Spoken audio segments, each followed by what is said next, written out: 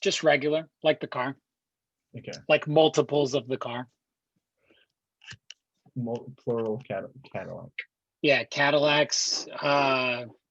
If people don't know what that is, it was TD, but we went by Cadillacs.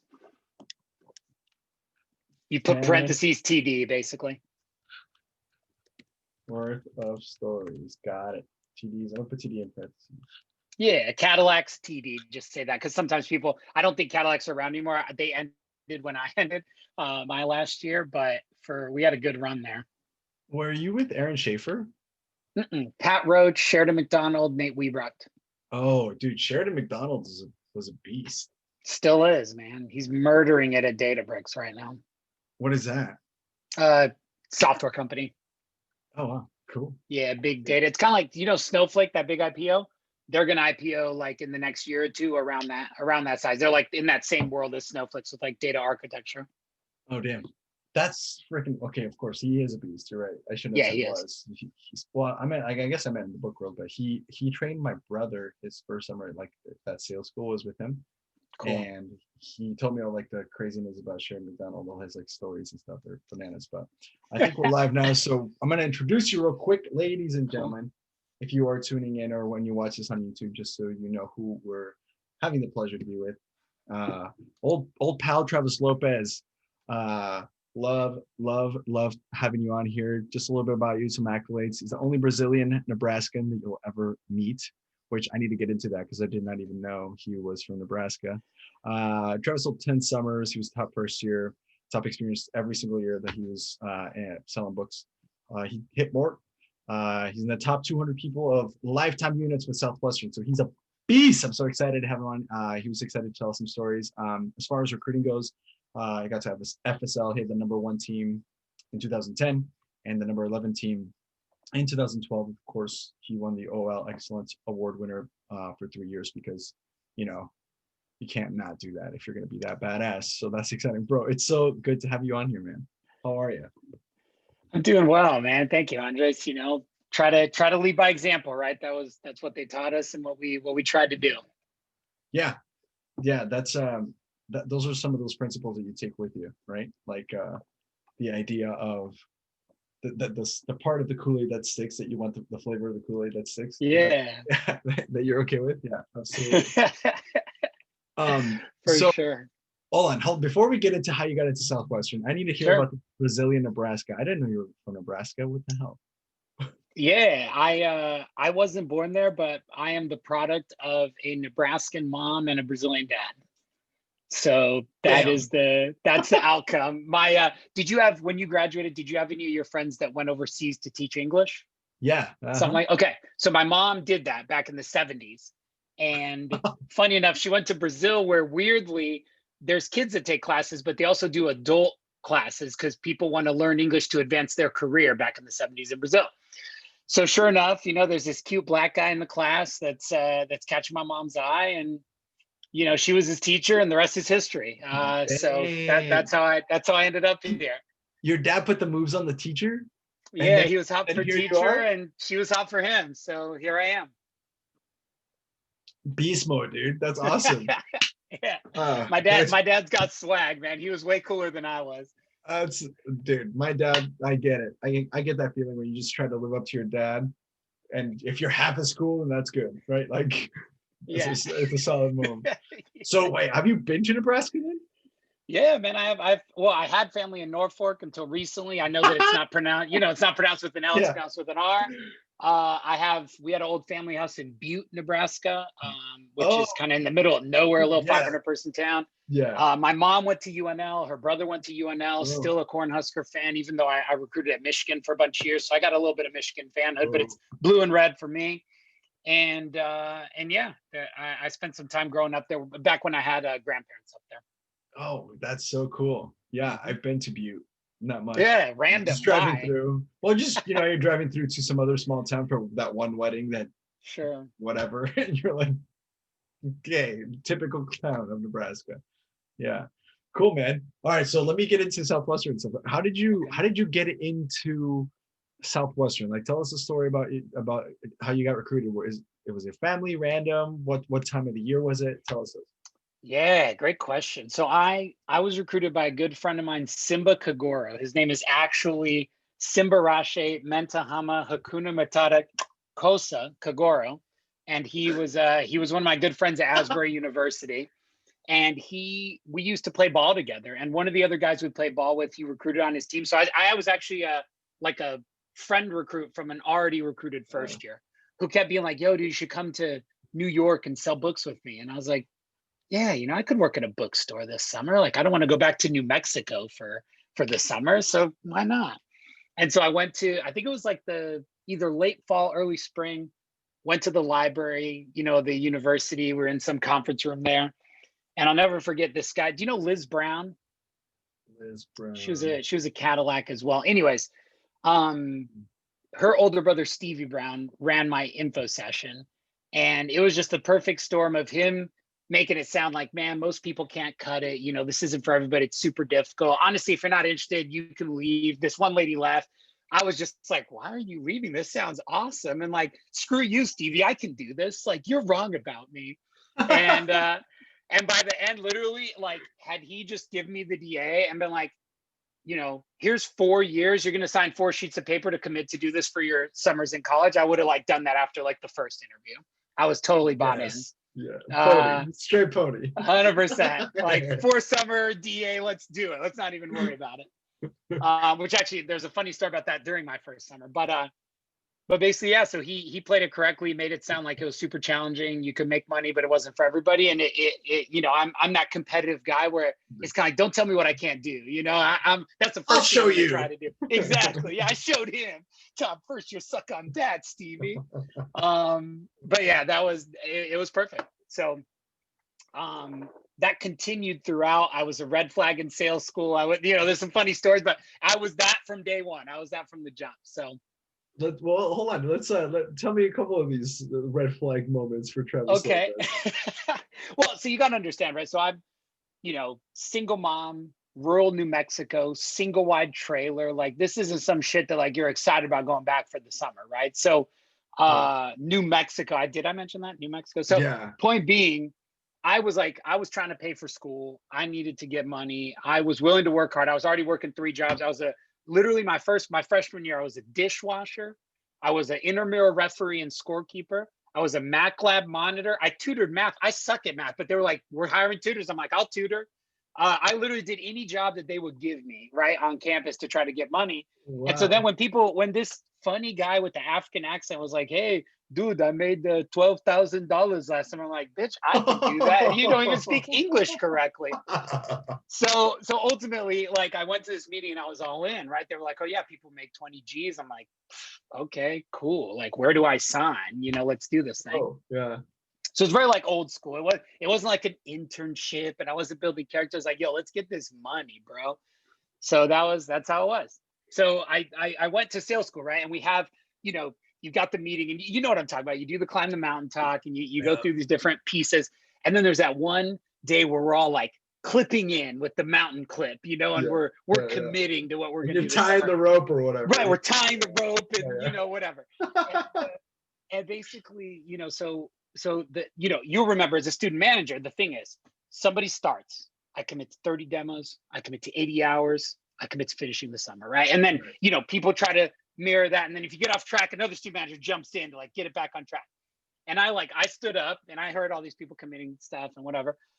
I was like, cool. I looked around the room. I was like, dope. I just commit to being the best first year out of everyone in this room. Like, that's my commitment. Oh, and and I sat down and they were literally like, they pulled me in. So Simba, after the meeting, right? The student manager pulls you aside. So Simba comes like, hey man, I noticed that you didn't commit to, finishing the summer and to doing 30 demos and doing 80 hours. I was like, yeah, bro, obviously, like you can't be the number one first year if you don't do those things. Obviously, I commit to that. Like, what are you talking about? But no, I commit to the other thing. And so then I had like combos with 3 people, my DSM. Everyone's like, you okay? I'm like, yeah, man, I don't know what the problem is. Like, that's my commitment. That's right. And did you do it? Did you beat all of them? I did it. Yeah, fuck yeah. Beat all of them. Absolutely. 100%. Fuck so yeah, dude. I had jean shorts and a fanny pack every day of my first summer, and I beat all of those people who were cooler than me. So whatever. Oh, I was just talking at work because I work at I'm working with self-publishing school and with Aaron Okay. Schaefer and Dylan Barr. You probably remember Dylan. Yeah. Shout out to Dylan and a couple, but Matthew Mead, a couple of other book guys. And in one of the chats today in the meeting, the conversation came up of the attire of the bookman. And so we talked about you wearing polos and Dude, that's why do you think I put this on? You know? I got a fanny pack on too. You can't see it. Let's see it. No, you gotta prove this. No way. I'm just kidding. Hold on. I'm about to. All right, got it. Hold on. Here we go. Sorry. I still have one, obviously. You know, I just didn't have it on me. Okay, go. It's my see-through. It's my festival fanny pack these days. You know, you do it with the you got a see-through for everything to get into MetLife, but you know, when you're raving, you need a place for all your supplies, you know. So that's that. So yeah, I got the fanny pack, got the polo. I'm ready. We selling books today? Like, where are we headed?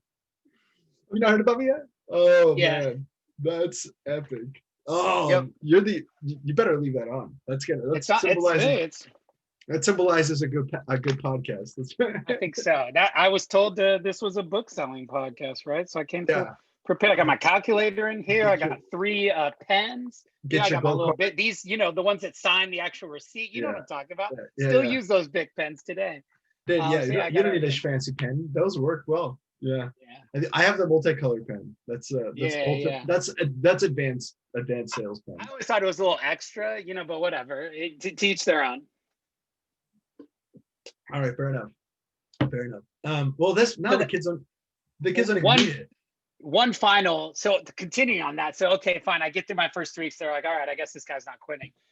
And then, you know, it gets to the point where they're like, you know, it's the draft, right, in the summer where people are like, there's these secret combos and like, hey, blah blah blah, talking about whatever. So I see this all happening, and so I just walk up to my student manager, or my OL Stevie again. I'm like, hey Stevie, you guys signing people up for next summer? He's like, yep. I go, cool, man. Is there a DA or like, what do we got to do? And he's like, yeah, here, sign this. I'm like, cool, signed it. Like that was ready to go. Wow, I committed to go back for my next summer. It was just like I found my OL, was like, are we doing this? Okay, great. Do I need to? Okay, yeah, cool. You're a straight up pony. That was it. I want to get into this. We could get into this now, or we can do it a little bit later. But I want to hear how if you think that mentality helped you with your recruiting. We can go into it now, or if we can just pause it and save it for in half an hour, 45 minutes. Because or how common that was that you were so sold in Southwestern, your conviction was so strong that like that for sure had to have helped, right? Like, or do you think what do you think was the key to your success behind getting these big teams, right? Yeah. Good teams. Okay, so wow, that's a multi-layered question. Let's do it now, man. Let's just go where this goes. So 2 things. Number one, you said these big teams. My number 1 team had 9 people, 8 finish. My number 11 team had 5 people, 4 finish. So I had high quality small teams. Let's not say I was not a big wall of greats kind of guy. I never brought even 10 people. I wish I'd gotten that one award for 10 people. That's really the only big award I didn't win at Southwestern, but I'm not bitter, whatever. It's fine. I don't think about it ever. Why would I? I don't know why you keep bringing it up. There's a receipt in your fanny pack. That's what he said. Yeah. So, you know, I was, you know, quality over quantity as a recruiter, but which is huge. It worked for me, but sure. I would say, I actually think that attitude of mine hurt me originally as a recruiter, especially in school, because I think that there is, you know, I'm the type where you can just airdrop in. You don't have to set expectations. Shit can go sideways at sales school. Everything can go wrong, and I'm gonna stay. I'm gonna succeed, right? Like that. There's that type of book person. I think there's a lot of people. There's different mentalities for it, but I think that's you know, there's some people that just you put in there, they're gonna do it, right? They'll figure it out. Yeah.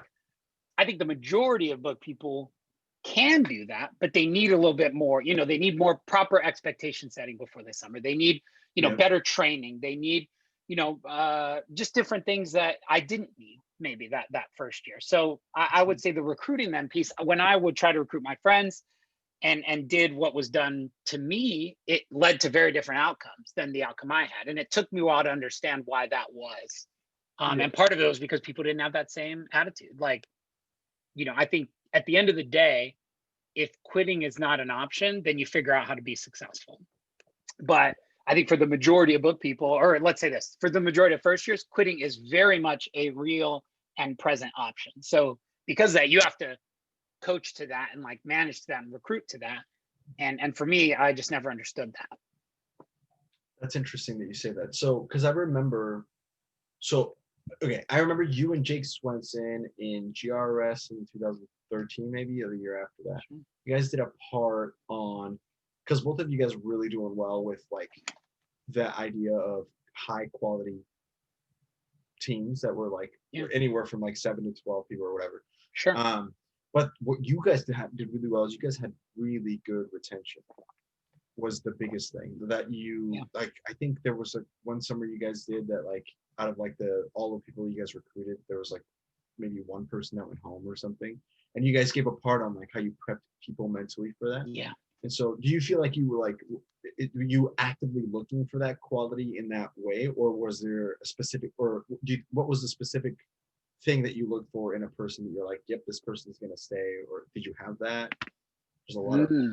There's a lot of layers there in that, but I'm curious. Yeah.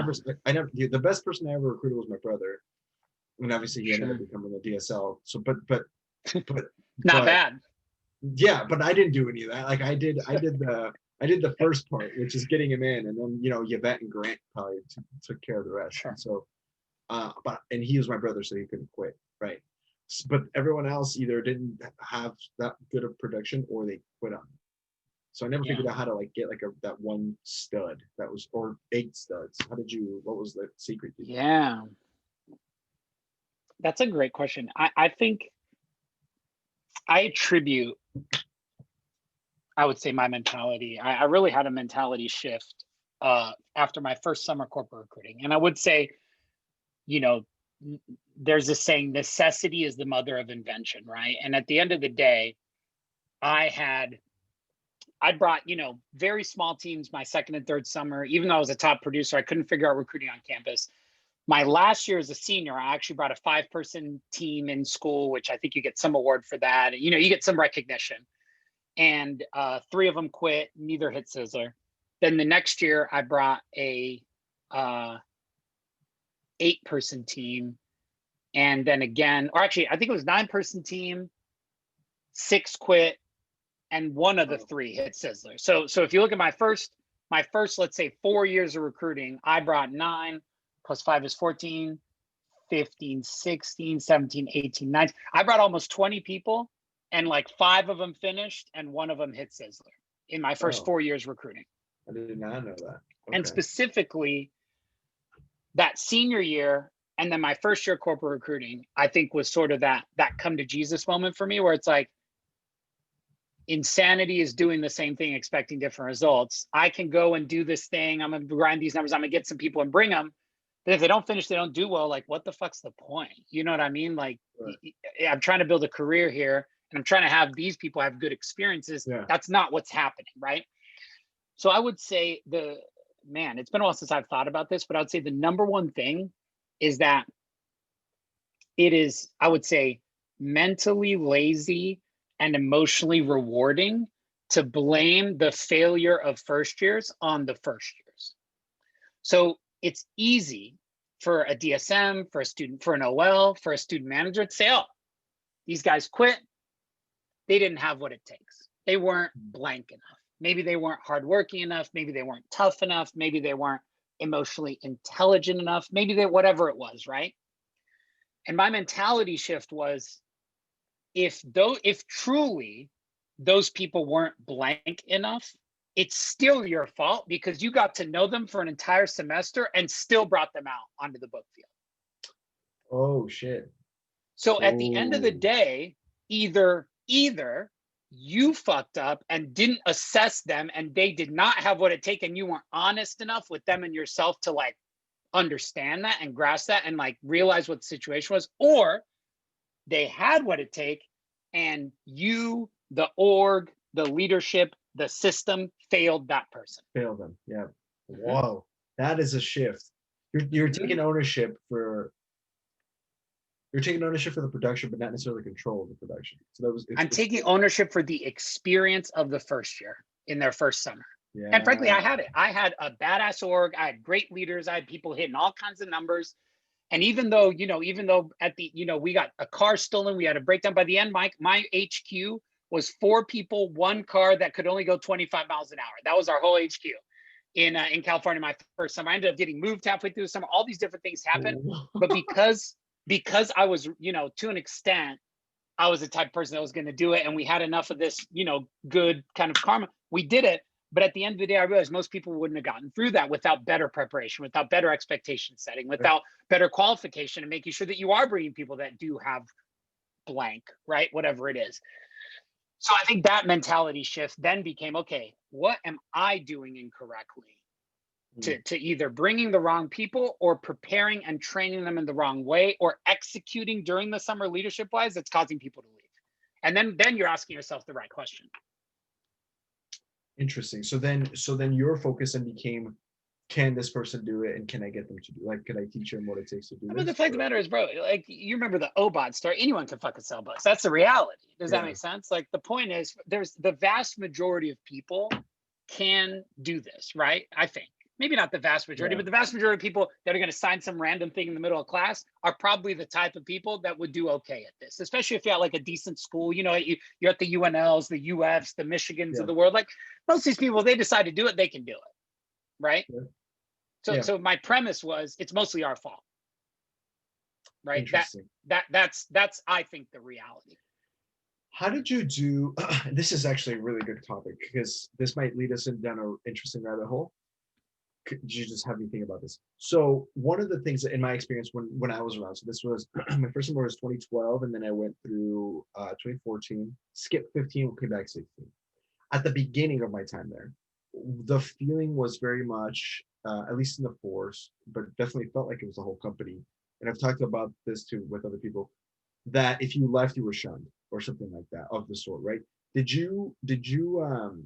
And to me, the biggest problem was, like, we preached this buying atmosphere when we were selling books, but when it came to like the recruiting side of it, of like letting people say, hey, honestly, if you go, it's totally okay, and we're still going to be friends, that wasn't as genuine, in my opinion. And so, like, when I saw other people leave and how they were treated, which wasn't necessarily always the best, I realized that. Did you ever have any of that conflict, or were you pretty good at, like, hey, if you don't come back, it's cool? Because it sounds like that's kind of the way you were, and that's what brought you success, is the genuine buying atmosphere of when you were recruiting someone, it's okay if they don't come out.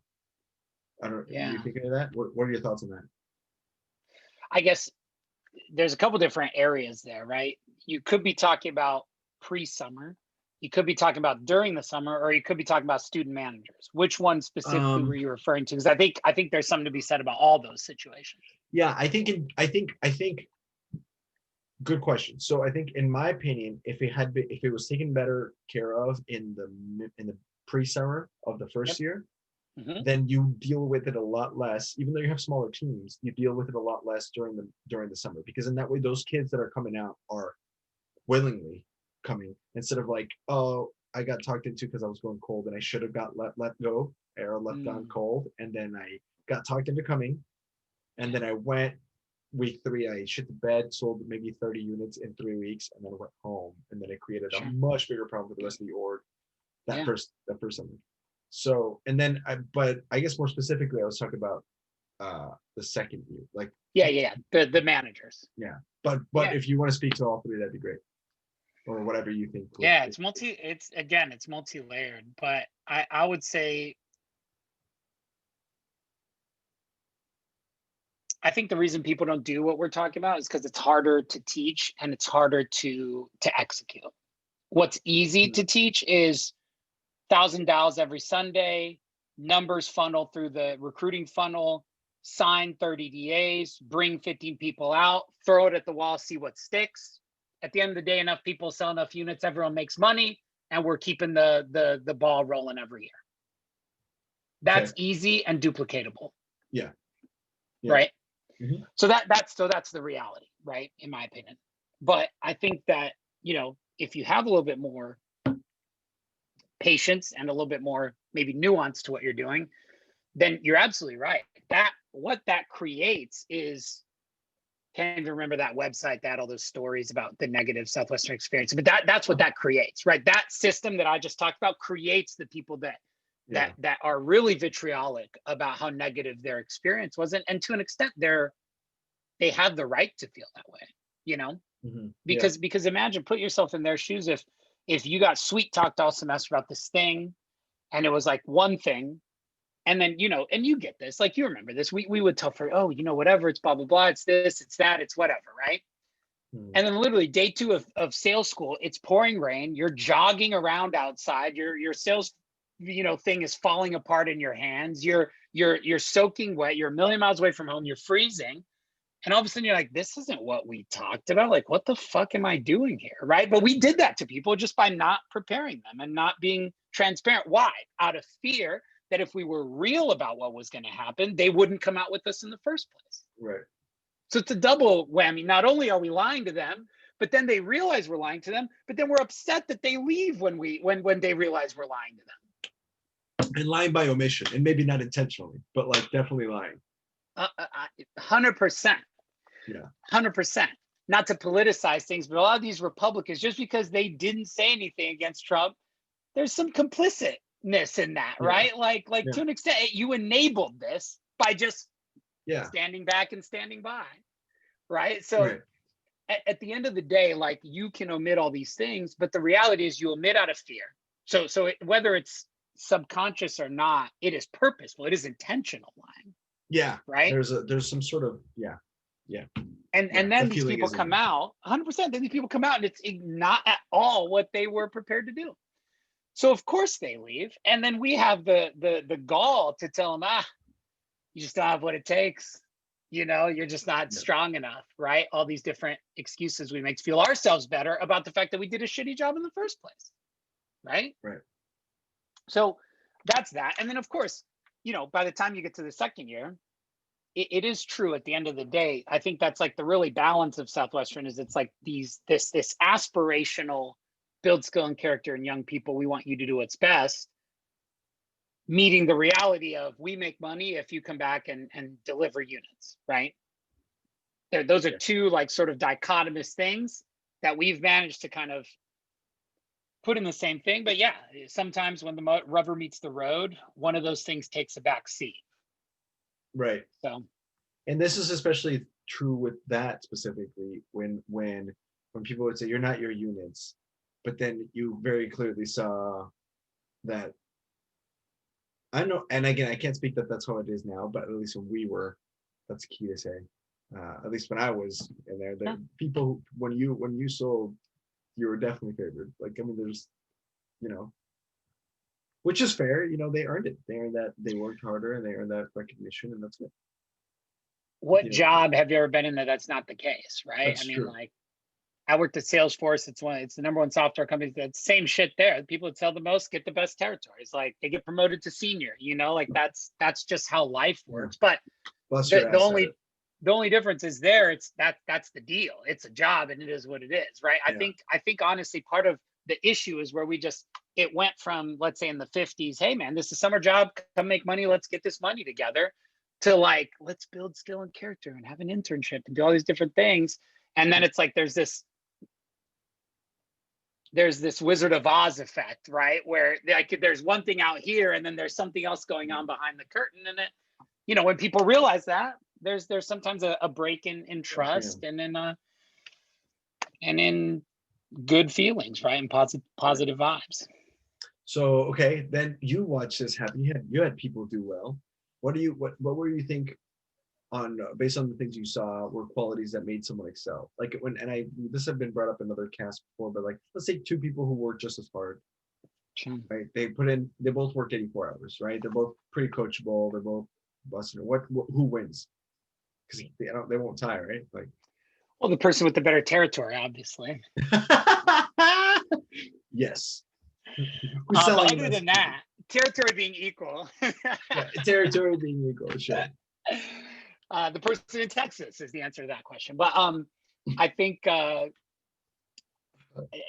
don't know, man. I think there's enough space inside. I've seen, my top in-school recruit if I lined up all my in-school recruits and asked you to predict which would be the top in-school recruit, would be the last person, if you ranked them, that you would probably guess would have sold the most, right? He actually had Sizzle but didn't come, so I take it back. I did have another Sizzle winner in school.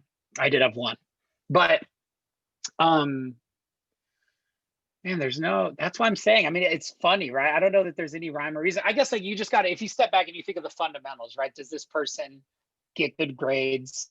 Does this person, are they active in school? Do they honestly, here's actually, I take it all back. This is what I would say. At the end of the day, my biggest criteria, do you think you work hard and, are they committed, whatever, they're a person of their word. But at the end of the day, it's like, if all things being equal, and this is part of what I took into those years where, it was quality over quantity. If all things being equal, you didn't sell books, you weren't a recruiter, you weren't trying to recruit them, it was just two human beings. Would you want this person to be like a good friend of yours? Like, would you fuck with this person? Would you kick it with this person? Interesting. Like, at the end of the day, the people you can answer that yes to are going to do well in the summer. And at the end of the day, they're going to like you more and you're going to like them more. And all the things we just talked about are going to be easier and better if that's the case. Often, I think the reason your team suck is because you didn't fucking like the people that you recruited, man. And if you're really honest with yourself, I think a lot of recruiters have brought a lot of fucking people to the book field that they don't like, man, that they would not hang out with. It was outside that context. And if no one did that, I think it would be a much better situation for everyone involved. Interesting. And then you get probably relatively more suited people for the job. Totally. Relatively, if that even makes sense, right? Because it's hard to say who's good, but I mean, at the end of the day, you're going to spend a lot of time with these people. You're going to kick it with them a lot. Like, you might as well work with people you enjoy, and I think that just wasn't the case for a lot of these teams. Yeah. Interesting. Cool. So then, okay, now I got another question for you, Roland. And we can reference this back as needed, or if you have other points, feel free to interject before your answer. But I want to hear about what you're doing now. How did you get where you're at now? Tell us about. We'll talk about why you left in a sec. But what are you up to now? Maybe what skills from Southwestern are you using that really like help you currently? And how did you end up from being an OL in Southwestern to or FSL and then like here? Where are you? You're in New York City. Yeah, I'm in Brooklyn. Spread love. And I'm an enterprise account executive, which is a fancy word for salesperson in the tech world. And I sell HR technology to businesses that have more than 1,000 employees. So I sell a learning platform. It's part of the HR tech suite that delivers corporate training to employees. It's really not that exciting from a software or like platform standpoint, but the reason I guess my career since Southwestern is I moved from being an OL after that last summer, 2014. I came to New York City and joined like the tech startup ecosystem out here. So I worked with a couple of the book guys at a company called Souls. They sold these 3D printed orthotics. We were basically doing medical sales, but selling doctors iPads that they could prescribe these 3D printed like insoles basically to medical insoles. Did that for a year, got promoted to team lead, and then got recruited to another startup in the 3D printing world called Voodoo Manufacturing. And they basically had a factory of 3D printers. And they were making small batch, like custom mass manufacturing. And so still in 3D printing, I was a director of sales. I started just me selling stuff. I recruited a couple people to work with me, started a team. We ended up going through this startup accelerator called Y Combinator, which is out in San Francisco. It's like a relatively prestigious startup accelerator. And then we raised like 5 million coming out of that as a seed round. And at that point, it was cool. We were like TechCrunch's #1 pick for demo day or whatever. Hell yeah. And we so I that was 3 years in just the 3D printing world. I decided that I didn't want to be in 3D printing. And after being a director of sales for 2 years, I wanted to go back into just being an individual contributor. It's interesting because Southwestern leadership means like mentoring and coaching and all these different things. But I think in the tech world, it's a lot of hiring and recruiting and forecasting and just meetings with executives. It wasn't things I was good at or that I really particularly liked doing. So I decided to go back into like individual contributor, and I decided to go into software as a service. So I wanted to sell software to businesses because I felt long term that'd be where I wanted to be, not 3D printing. Yeah.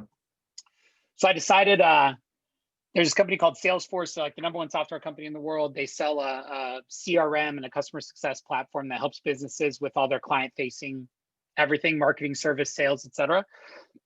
And it was totally a Southwestern move, but I went to I was already a client of theirs, and I was in a user group, and I was basically the admin of their platform at my current role at Voodoo. And Salesforce has this thing every year called Dreamforce, which is like this big conference in San Francisco that they throw for all their clients. If you watch Silicon Valley, it's basically HuliCon, but like the real life version of what that was based on. And so I went there, and I was at a Life at Salesforce thing, and I basically like went up on the mic and asked a really good question about sales to the person who was speaking. And afterwards, the VP approached me, and we had like a conversation, and she sort of referred me to the VP on the East Coast in New York where I lived, who like we had a good conversation with. And then I got into the interview process into Salesforce through that. So it's kind of like just network and finesse and one-on-one kind of conversational skills, which obviously Southwestern helps with. And I got in the interview process, and this is they have 800,000 applicants, and they accept 1.5% of the people that apply, right? Like it's a pretty challenging company to get into. And I was able to just interview, and honestly, they were impressed with like the Southwestern experience, even though I had 0 software sales experience, which doesn't make sense to get hired at Salesforce if you don't. They somehow made me an offer, and I credit like the interview, the one-on-one interview experience, and the sort of resume that I had, from Southwestern, plus the startups, they liked it. So I sold myself basically, which is what we learned how to do, for 10,000 hours over a bunch of summers. And I got a job at Salesforce. So I guess it feels like you have a question, so we can pause there. That's not what I'm doing now, but that's how I got into software. Okay, yeah. Hold on. We'll get to what happened there, but talk to me about the question that you asked that led the VP to come talk to you. And then also, what did they ask specifically about your resume? Because I've heard stories of people who they same thing where like their resume was really stand out, and they went, tell us about this and how that went. Yeah. So the question was, it was funny. It was this woman who, and it's very Salesforce, definitely like they have Kool-Aid there that you drink too. I guess I'm just into kind of cold tea organizations. But Salesforce is like, she was like, man, just waking up every day and, doing something that you believe in. She's from San Francisco. She's very like California, like, just going to work every day and, helping businesses' dreams come true and blah, blah. So I stood up and I was like, hey, thanks for sharing. Loved your talk. But from an actual sales perspective, like, tell me a little bit about what doing sales at Salesforce looks like, And I was like, what are your metrics, and what is your day to day, and what do you know, and what do you sell, and all the, like, I actually wanted to know about doing sales there, right? And that was my question I asked on the mic that I guess caught the attention of the VP, like, oh, this dude like knows what he's talking about and wants to work here. So I think that was that. Really though, just having the guts to get up on a mic and like ask a follow-up question and do your thing. And then, in the interview, I think I have a talk track down where you're just very straight up about what you did in Southwestern. And I think in a sales role, it always sounds impressive as like a starting point, where you worked 80 hours a week selling books door to door, and, a straight commission, you're in some random place, but School of Hard Knocks built a lot of sales fundamentals, and, that work ethics carried you through, the rest of your career.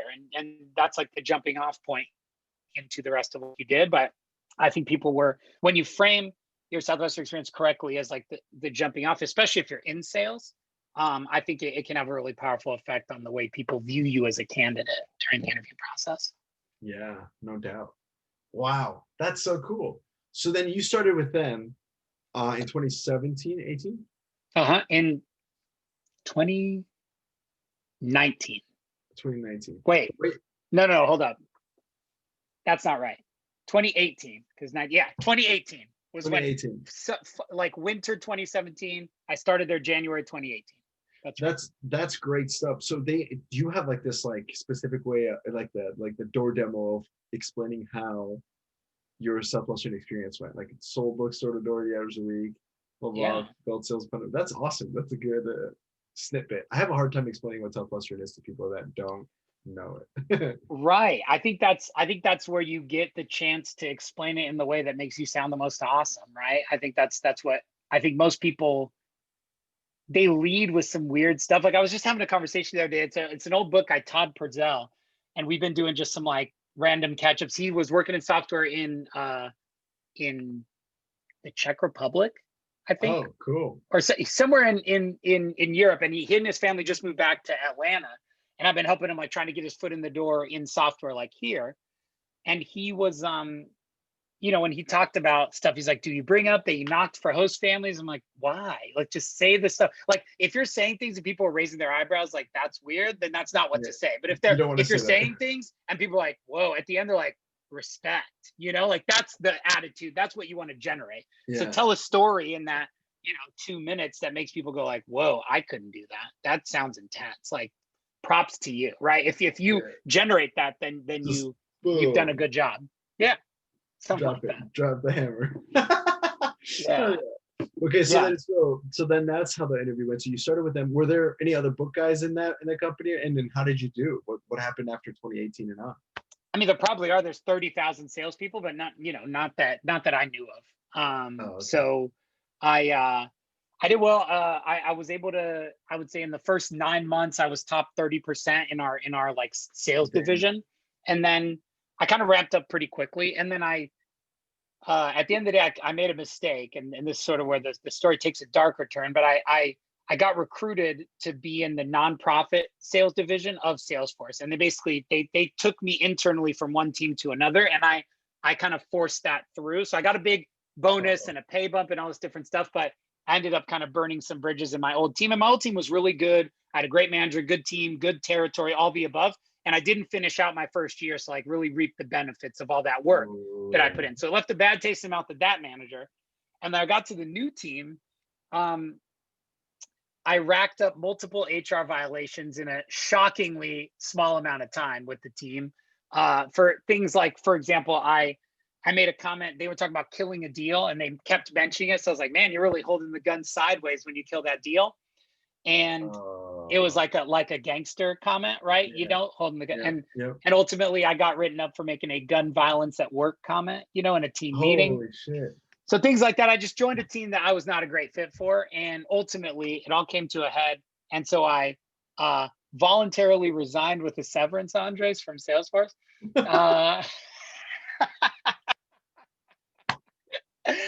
And was looking for my next opportunity. So at the time, I was working with my friend, Nicole Hartman. She was a recruiter at a tech recruiting company called Betts Recruiting. And I'd actually hired her at Voodoo. So we were like good friends in the city. Yep. I love Nicole. Shout out. She's amazing. My girlfriend now. So shout out. I made it. Oh, yeah. But basically she placed me into my current role. And the goal was now that I had Salesforce experience and a lot of tech experience, it's like, how could I go back into that startup world, but get out of the, let's call it small, medium-sized business transactional sales and get into more strategic, higher value, larger contract, that type of big ticket deals. Yeah. So I had the opportunity. That's why I joined this company, not because I'm super passionate about learning or HR tech, but because it was my foot in the door into enterprise sales, which is what I do now. So it's like, 6-figure deals, larger companies, that type of thing, which is where what I'm currently doing with 360 Learning. That's very cool. 360 Learning. Cool. 360 Learning. Yeah, it's a French company that in the learning tech space, basically. That is super cool. Mm-hmm. And then you're killing. That's awesome. Yeah, and I thank God, like this year obviously has been tough for the world and for everyone, but I guess in spite or maybe because of the pandemic, in large organizations, when you go full remote, you get all these collaboration tools in place. Like, all right, we got Zoom, we got Microsoft Teams, we got Slack, right? Whatever you need.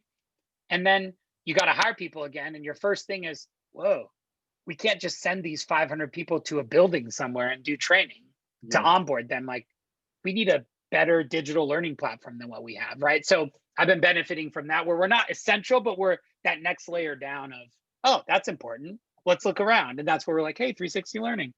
So that's where I've been doing. So yeah, I guess I hit 85% of quota in 2020, which all things considered, I'll take it. That's solid. Yeah, no kidding. Yeah, thank God. I was in 2020. I was heavily working in the life insurance, and I work with a company called Primerica, based out of Okay, Atlanta, and cool. we struggled going into Zoom transition for Yeah, sure. But life insurance actually, because of the pandemic, people actually, I had my best year there you go. since, and Why'd you so leave? um, I I after Southwestern, I got burned out of recruiting, Okay, and in order to keep moving up, um, I would have had to probably recruit more, and I don't know that I wanted to do that. So where I'm working now, it's nice because that's not an expectation. cool. And so, I mean, I can, I guess, and if they're looking, I'll probably try. And there's incentives for that, but it's not like the focus of what you're of how you're gonna get promoted. Like if you wanted to get promoted from Got it. America, you got to recruit. There's nothing wrong with that. 'Cause for people that can recruit and love recruiting, great. But Sure. I'm just more of like a salesperson than a recruiter. Same. And I know it's the same thing. I get it, but it's managing people is just harder than just a 20-minute conversation with someone on the phone and then moving on to the next person, right? So, um, yeah, I love the environment where I'm at, and it's cool. So I really, it was a lucky break that I caught into this company. So I'm enjoying it a lot. Aaron, Aaron Schaefer, I credit a lot of my recruiting success for that number one team at Michigan to him. I was actually working over in Western Michigan, which, believe it or not, is in the city of Kalamazoo. It's an actual place in Michigan. Yeah. And I moved over my second year of corporate recruiting to the University of Michigan, Ann Arbor. And at the time, Aaron Schaefer was the only one really doing any recruiting there. So he was the one that I kind of followed at Michigan and Yeah. showed me how to transition. Because, Michigan's a top 5 public university. It's a different vibe recruiting there than at Western Michigan, the party school of Michigan. Yep. It's just you Yep. have to carry yourself differently. You got to do things differently. And Schaefer was the one that kind of showed me the ropes at U of M, and we had a great partnership during my 5 years up in Michigan. So shout out to him. If you're working with him, you're in good hands. Yeah, we just got a comment on because Dylan Barr is watching this, and Oh, what up, Dylan? I also work with Dylan. He said, Travis, who wins in a ping pong match? You or Chadaleo, who also works. That's funny. I'd say Chad, but the last game is 23-21. Oh, it's a tight one, he says. Okay, cool. If you have other questions for Travis, feel free to put them in the chat. Dylan, feel free to barge in whenever you want, because you're gonna anyway, probably. And Dylan's actually going to be on the cast soon. Dylan is actually how I ended up with this job, and so yeah, Cool. Props to him for sure. Dylan, you're going to have big shoes to fill, so I'm sorry in advance, but good luck. I'm sure you'll do fine. This guy's great. I love Dylan. Okay, so then hold on. So that's what you're up to now. So tell me about, this is the question I always want to know. How did you end up leaving? Why did you end up leaving from Southwestern? Was it good? Was it bad? Tell us. But before we do that, can I talk about tech sales for a second? Oh heck yeah, dude! Which is what I'm in. Yeah. Well, just not what I do. It's not interesting at all. But I think what I do, I have become, I would say, a self-professing tech sales evangelist for Southwestern alumni. So if you talk to Bernard Chu, who's doing really great, he was at Tableau for a while. Now he's a director of sales at another tech startup. He's in tech. I kind of nudged him that way. If you talk to Stralco, I helped him get the job at MuleSoft that he's in.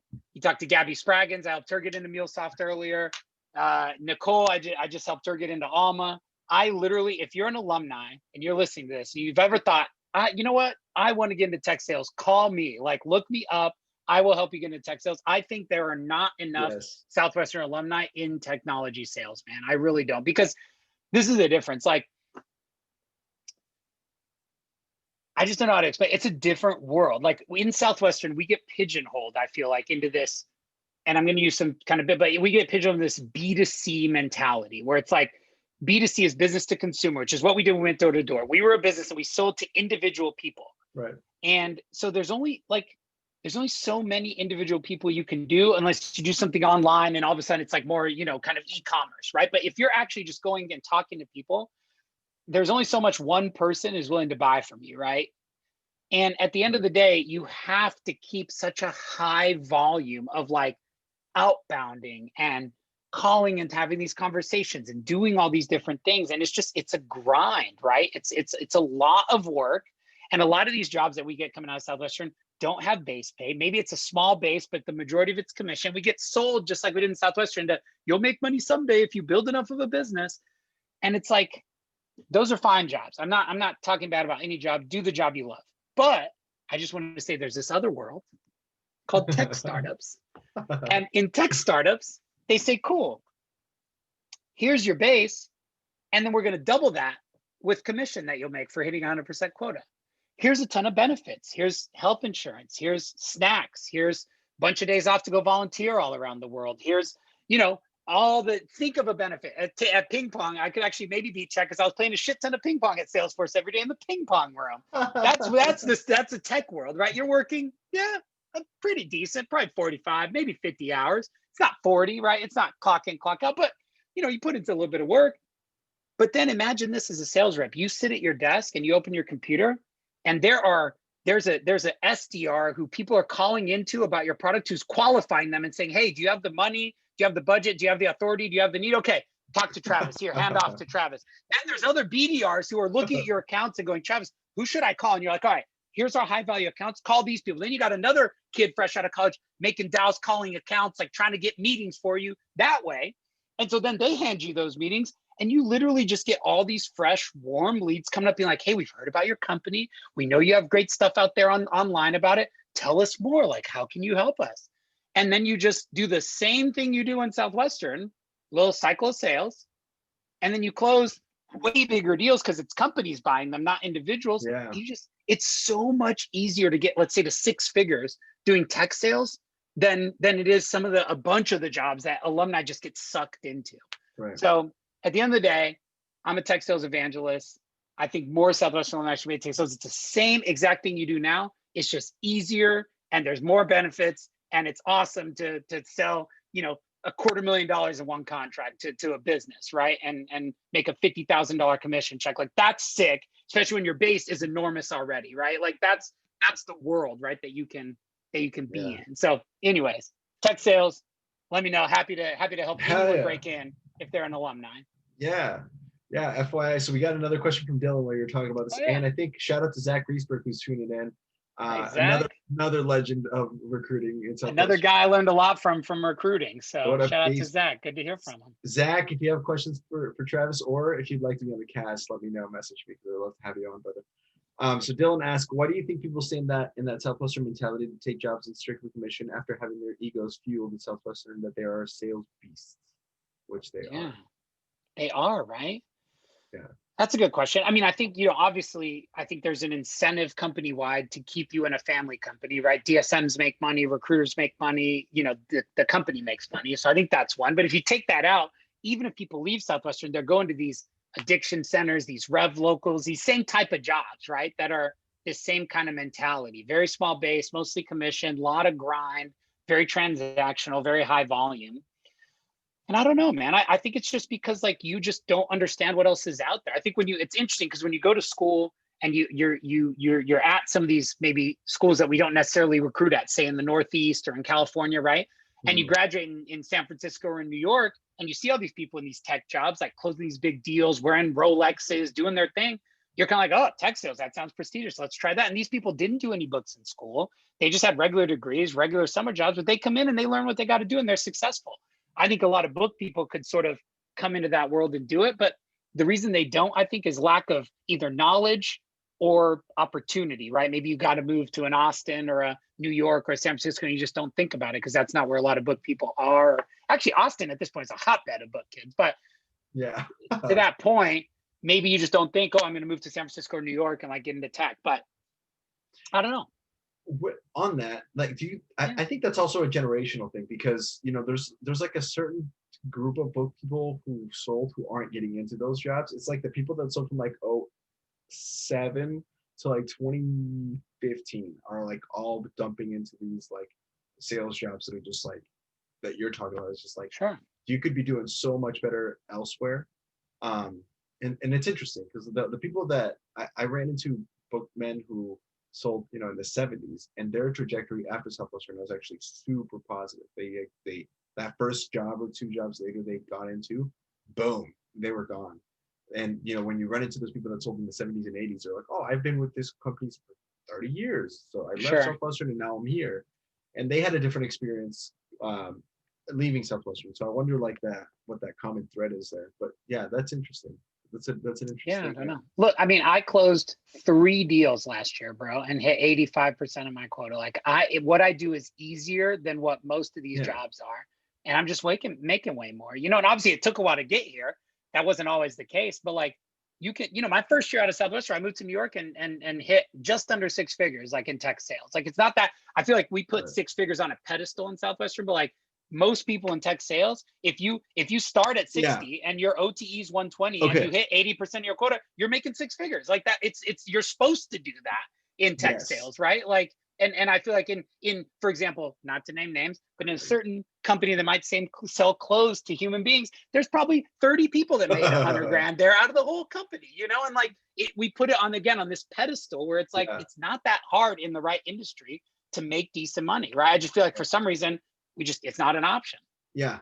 And this is true. I don't know if Dylan and Zach are still watching and comment on it if you have, but that is a topic that we talked about with Steve Thyden and Josh Martinez when they were on the cast. And we said that if there's, relatively speaking, especially for the effort that you put in, especially like you guys that were like full-timing, at the end of the day, even if you make 100 grand with the effort and the time and the phone that you spend into it, it's not that much money. It's really the opportunity financially in Southwestern as a career is not as, like, put it this way, the point I always make is my brother stays in Southwestern because he loves what he does. He likes helping young people. Really, that's it. Because if he wanted to make money, if it was about money, if he did the exact same thing he's doing at where I worked, and I can only speak to where I've worked, if he did it at Primerica where I was working, he'd be a millionaire. Like, it just because of how he recruited, the team that he built, the atmosphere, the culture that he created in his org. And or if they go into like tech stuff, they would make so much more money. And they don't even, like, I think you're right onto something where they just don't know that if you just apply the same amounts of effort into something else, they could make way more money. I talked to Hans Schlegel the other day, and I literally was like, bro, if you guys could figure out how to get Southwestern people into these tech companies, like tech companies would pay you for this talent. Like they're hiring people fresh out of college with no experience. We've got talented kids that could get on the phones and do the work, and it'd be so much easier than what they've been doing for the last few summers. But there's just that disconnect, right? There's not that pipeline today. I agree. There's, by the way, shout out to Hans. Always a beast. Love Hans. He married a Cadillac, actually, speaking of. Oh, I didn't know that. Laura, right? Yeah, Laura Schlegel, yeah. Dylan's asking, what would you say is awesome about tech sales outside of the money, especially doing business to business? Yeah, I mean, everything, the lifestyle, man. Like I remember working at Salesforce. Actually, ask Gabby Spraggins, Josh Struggle. They have company cards. We talked about Uncle Mark. Like I would take clients out to these crazy meals. Like you get to expense and travel and go see people. You get quality of life. Like in the office, you got snacks, you got ping pong, you got cold brew on different floors. Like there's a ton of benefits. These little things. I remember they were like, oh yeah, you need headphones, like put it on the card, like just expense it, whatever, right? Like it's that attitude where, Salesforce they made $5 billion in a quarter, right? You get into one of these big tech companies, they don't care, bro. Money's money to them. So it's like just the lifestyle. It's like super easy. And I remember they did, even at Salesforce, they did volunteer time off where I took 7 days and went to Uganda and visited some orphan kids I hadn't seen in 10 years. And all of that was just I would say quality of life. It's fun. It's interesting. You're working with really sharp people who are really intelligent. And I think to me, obviously there's people prefer, right? I think not a lot of people would like what I'm doing where I'll go like this week. I did 2 demos, right? So I think for a lot of people, they would just stress out. Like if the volume is as low of what I'm doing, there were sometimes last year I'd go a month without a demo. It's like, woo. But I think at the end of the day, there's a balance where you can still have that like volume and transaction that you like, but in a B2B world, which I think is just more interesting because I think for the big shift is what we do in transactionals, we get really good at making an emotional sale, right? We capture this emotion for a person, we make them make a decision on this emotional sale, which is awesome. My girlfriend's in tech sales, she does that. She sells a platform for mental health therapists to the therapist. So I hear she has 6-7 calls a day talking to therapists, like selling this platform. She loves it. She shoots the shit with them. She hangs out. It's the perfect job for her. So if that's you, that's great. But you could do it in software and still, make more with the easier, like a better lifestyle, basically, But other than the money, I think it's again, it's like that potential of working in a company where maybe there's some equity and you get to have ownership. Maybe you can, go into management without having to literally grind your way and recruit every single person that you manage. And maybe, I think at the end of the day, maybe helping businesses solve problems and selling value is a little bit more interesting than just, kind of repeating a sales talk like we did when we went door to door, And I think that's where I went. I just hit that 10 years of transactional sales. I'm like, all right, either I'm going to do something different or I got to do something different in sales, right? So pivot from sales, which I thought about, or do something different in sales. And that was all right, let's try the larger stuff, like just to switch things up after a while, right? To do something more interesting. Yeah. There you go. Yeah. That's there you go, Dylan. You're welcome. I think that's a good answer. That's a good answer. And then tying it back into like the idea of adding value from a Southwestern standpoint specifically, what have you learned that was maybe different, or was there anything that you learned like in the tech world or in your experience in sales outside of Southwestern since that like kind of went against something that you learned in Southwestern? Or have you found that like the opposite, where like you applied the Southwestern stuff and everyone in the company or around you went, oh, that's really good, I hadn't thought of that? Did you see any of that? Yeah, I think there's a little of both. I think one thing I've had to unlearn is what? No, sorry, Zach Griesberg just said, but there's an incentive trip to Brazil. Right. Yeah, we went to GRG together, man. That was a great trip. It is, there's pros and cons, man. Like I said, I'm not saying anything negative about any job. I just think more alumni should be in tech sales. I think there should be a pipeline when you're alumni and you got friends at a bunch of tech companies that can introduce you to the hiring manager. I think that should happen. So to answer your question, I think I had to unlearn the rapport piece like that. I spent a lot of time on calls trying to build a connection with people. And I think that's important to a degree, but it's not everything. Whereas I think in the transaction world, that's everything. If, likes like likes, and people buy from people who they like and that are like them. That's something that's like minuscule, because really they can like you. But at the end of the day, if the other platform's better and they've done a better job of convincing them that value, that's going to deliver more value to the company, they can like you, but they're going to go with the other platform, right? So I think you learn a little bit more about how to ask. I would say a couple big things I learned. Number one is asking better questions, right? I would say discovery in Southwestern is very rote. It's like you're asking the same 4 or 5 questions really to just get them to answer something you kind of want them to answer anyways, to then give them, the pitch, right? It's like funneling them to the pitch is basically what the discovery is. In tech sales, I would say you really have to learn how to like do real discovery of like what the business issues are, how it's affecting the people, how's it affecting them on a personal level, how's it affecting the business financially, how's it affecting, just in general productivity and what they're doing, all those different types of things, like learning how to really dig into the pains.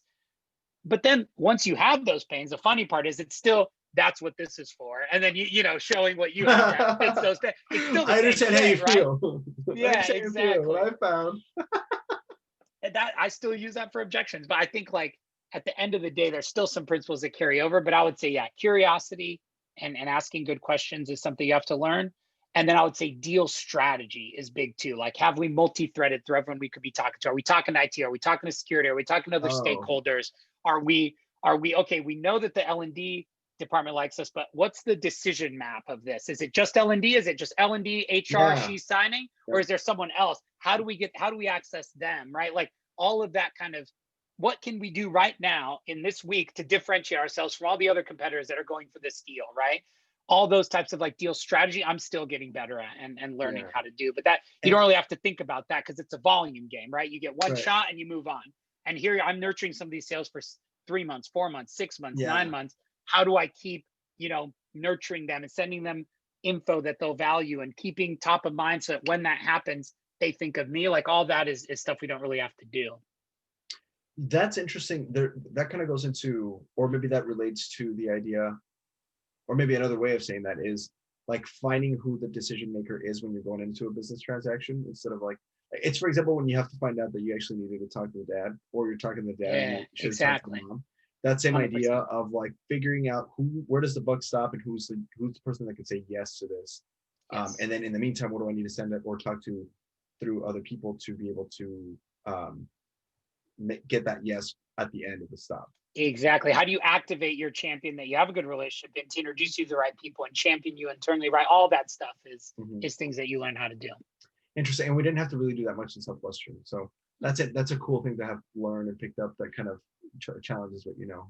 At the end, ultimately, it helps you grow. So that's I awesome. think so. I think so. We have a question, or we have a comment by Katie Aiken.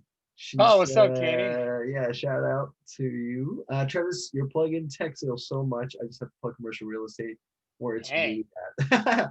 But glad you're happy in what you're doing, and good to see you, she says. So awesome. I saw her at the Amber Vogue Memorial Run maybe a year or two ago up in Oxford, Ohio. So good to hear from you, Katie. I totally agree. I have friends in Nashville doing commercial real estate. Whoo, it is from a money standpoint, people do well in that. So if that's your thing, do it. I think more Southwest people should be in real estate. All the above. Cool. Awesome, man. So then we were heading towards why you left. Let's turn this back into Southwestern topic. But honestly, sorry, one last thing. Yeah, shout out to anybody who's listening now. If you need a hookup for tech sales opportunities, contact Travis. Hit him up on Facebook or LinkedIn or any social media. LinkedIn. Just to, because I do want this to be a good place for alumni to plug what they're doing now, and I think that's a good benefit for alumni to come and speak. And so yeah, if you're looking for tech sales, Travis Lopes is the man to go to for that. Before we start transitioning into back into Southwestern talk, and feel free to like insert anything from what you're doing now into these conversations as well too, because it's I think that adds value to anybody watching. And to me, that's more important, to add value to our audience than just like have pony stories, although those are good too. Sure. Right? It's like a good balance. A good balance is important, I think. Yeah, for sure. Yeah. So tell me a little bit about like the things about Southwestern that made you kind of walk out. Good, bad, ugly. Give me the skinny. Well, I think at the end of the day, you sell for 10 summers, you're not a DSM. At that point, you're walking out, right? I think that's the be all end all. I got caught, and not to blame anyone, but I got caught in a mentality shift that really just happened one year, and it was the worst year for it to happen for me. So I had this kind of roller coaster ride in Southwestern where I'd been working for 9 years, and I brought a good team. We were running to Oregon, Charlotte. And I found out midsummer, Sheridan came on a Sunday and pulled me aside. We like went and hung out, and he was like, "Hey man, I'm leaving Southwestern, right? I'm going to, I think Tableau is where he was going." And so he basically told me, I was running to Oregon, Charlotte, and he said, "Hey, I'm leaving this summer. I'm trying to get it all set up basically to where like you can sort of step up into the Cadillac DSM role. You've been doing a lot of work over the last 9 years. I think you're the right next person. Like basically you made it, right?" And I literally I was walking on clouds that week. I was like, there's a song by Logic where he talks about how hard he's been working his whole life, and then he finally makes it, and it's, he has that feeling. And I literally felt that for like a 2-week span until my VP came down and visited me, Chris Samuels, and he basically was like, "Yeah, Sheridan is leaving, but we're basically gonna have me," who he'd been in Southwestern, I think at that point for 20 years, 25 years, take over as DSM of the Cadillacs for one more year. You can go recruit for the 6th time and, do well in recruiting. And then we'll see, what the next summer looks like for things. So that set up my summer number 10. I had my worst week ever that next week, if you can imagine. Of course, that's rough, man. It was brutal. So summer number 10, I'm like, all right, let's do this. I basically got everyone together from my Cadillac group. We moved out to Southern California. I was basically running UCLA down to UCSD, everything in between Biola, Point Loma, SDSU, that whole region. I was helping Liz Brown and the Wheaton people up there. Obviously, I'd still a few people at Michigan and Georgia Tech, right? So I was building this, at that time, whatever, 55,000 unit base, something like that. And then unfortunately, one of my other VPs in my group, a man named Lester Crafton, had this great idea to just throw everything out about recruiting that we've been doing for the last 5 years that a lot of people weren't good at. I was actually relatively good. I'd had, as you just talked about, some pretty decent results with the traditional recruiting system. Yeah, you were killing it. He basically was like, we're not doing any of that. We're doing this thing called lead, and it's going to be totally different, and it's nothing like what we've been doing before. And I will tell you, I was the worst lead person ever. I brought 0 people into my 10th summer because I couldn't figure out how to like not recruit and then all of a sudden kind of bait and switch and bring people for the summer. I was good at the old way. I was trying to drink the Kool-Aid and do things the right way and follow my leadership's lead and not just be a lone wolf doing things the way I wanted to do it. And I was the worst at recruiting that year. So coming in, that was pretty brutal. But then, in spite of that, the rest of the org and everyone that I was helping did super well. The Cadillacs actually had the biggest natural base that year in all of lead. But then, after that, Lester left, KJ left, Sheridan had left the year before. Basically, like it was, John Kerry left, everyone left, basically. Exodus, yeah. That was also the year Grant Greeter left for the Force. And not for Leeds' fault. And Yvette was like, yeah. It was the big exodus. And unfortunately, at that point, it was just like, well, Matt and Aaron are DSMs. There's really only enough units here in this entire lead base for 2 people. We're not going to promote a third. So yeah, that was it. Don't let the door hit your ass on the way out. Thanks for your service. And that was that. Damn. We'd rather you didn't come to a weekend. Have a good life. So that was that. Did you hear from any of them again? Do you still keep I saw Schaefer recently up here in New York. I think I mentioned. I called Chris like when Craig passed away. So I would say I'm friendly with people. No hard feelings. Cool. That's good. Well, it's hard to. It is what it is, kind of. Yeah. I mean, I find that most alumni are like that, where it's just like, well, because in my opinion, I've always said I think it's the best. And to what you were saying earlier about how everybody would be pretty good at selling or would be okay at selling books, I think everyone should do it just because of the idea that it's a pretty good internship for what you get out of it, right? Like you're not necessarily the money, but the experience as a college kid. What else are you going to do that's going to help build your resume that ended up helping you, right? And all those things are actually very important. Maybe the college credit now, but it's not a good career, right? It's a great internship. It's not the best. It's not the best career, right? Like most people. I mean, they go for a lot of summers. They don't end up being in DSM, and they kind of end up in this area where it's like, hey, I still value what I got. Like I would still thank the guy that recruited me, right? Yeah, for sure. But I don't want to sell. I lived with the guy that recruited me for 4 years out of my 6 years in New York, and I just moved out from Simba's apartment a couple months ago. Yeah, so I'm best friends with the guy that recruited me. But I would say, funny enough, actually, I think I'm the only person in Southwestern history that was recruited by someone that ended up being that person's OL later on in their career. Oh, that's super. Like he was in my base, even though he recruited me. He ended up as a student manager in my base. That's interesting. Yeah, it was kind of cool. Yeah, hell yeah. Because he took like a summer off, and then when he came back, I was I was. It made sense for him to work with me. Yeah. So, all right, that is the reason you left. Cool. And do you feel, so that was that. Do you feel that you stayed one summer too long? That's been a common, not everyone, but it's been a common thread in the people that we've talked to. It's interesting. I mean, I think there is this. One of my old DSMs said it's better to leave one summer too early than one summer too late. Yes. Oh my. And I think that's the best Southwestern advice that maybe I ever received. And unfortunately, I didn't heed it.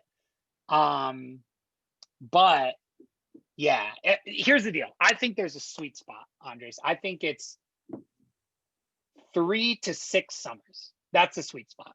Yeah. Everyone that I know that did 3 to 6 summers loved it. I mean, had a great experience, did first year student manager, maybe got their feet wet with corporate recruiting. And then they dipped, and they're not far enough down the rabbit hole there that there's all the like bullshit when you leave, Yeah.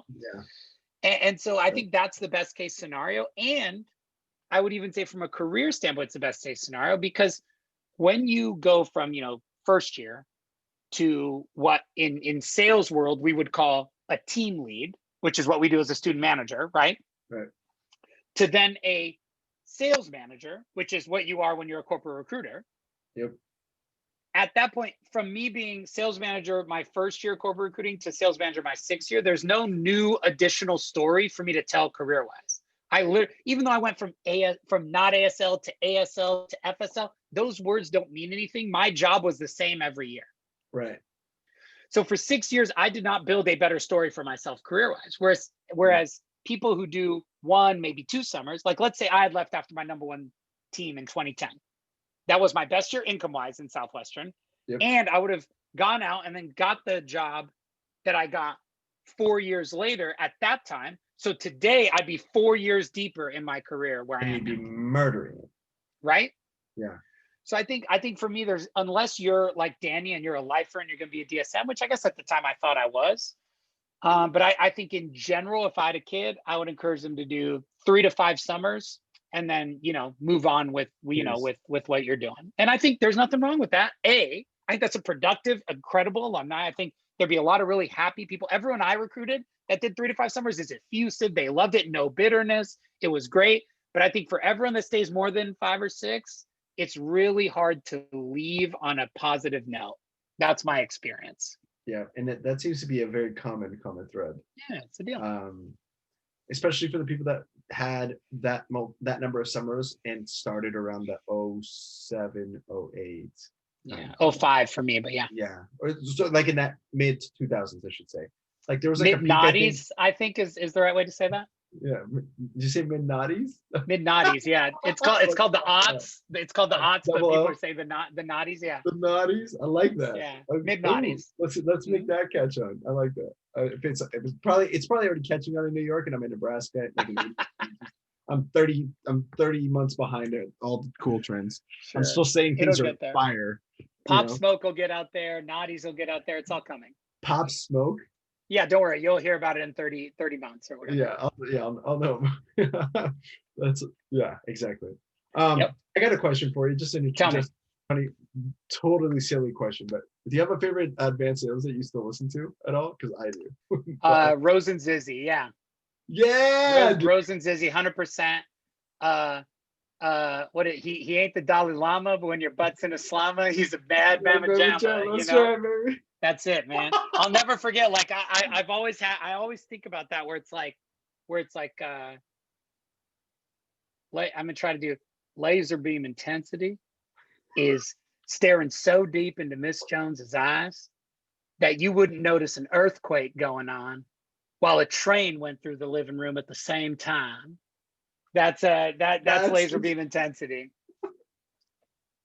Oh man, what a great that's not even, he doesn't really go into anything at all, but that's the essence. That's advanced sales I've ever heard. Especially Zizzy's like essence of telling those stories. That's the vibe I want on the podcast. Yeah. If she neg, shake a leg, get on down the road. I told her priceless sound bites for her wine because I ain't gonna take that no more. Yeah, it's so good. It's like he goes, and then he goes, "Oh, you have a daughter? Oh, cool." And then she gave me a check for $900. For $900. So good, so good, so absolutely. Good. Oh man, oh, that's a good one. I always liked Ron Alfred's. Cool. Was legendary. And then I think we connect with the ones that kind of like sell like we did. Yeah. I'm assuming so you probably were just a little bit more professional than I was on the book field if you were listening to Alfred, but yeah, he was too smooth, man. I'm a goofy dude. I feel like you got that smooth, but yeah, I was a goofy ass Bill Zizzy guy. Tell me about did you mess with Mrs. Jones? You had to mess with Mrs. Jones for 10 years. Tell me some of your favorites. Oh man. Yeah, we've had some wild things, man. Did I mess? Yeah. So this is a good one. I would love, especially on follow days, I would love to do what we called the wind chime enthusiast fan club. So what you would do is you would knock on the door, and then they, before you knocked, you'd examine their wind chime that they had on the patio, so you could see like the brand and these different things. And let me just do some Googling because it's been a while. I've been out of the game here for a minute. Okay, cool. So you go over there, and you go, yeah, echo wind chimes. I remember that. Cool. So basically you would go over Oh and you'd look my into it God. and you see what's up. And then you come back and and you basically, you knock on the door.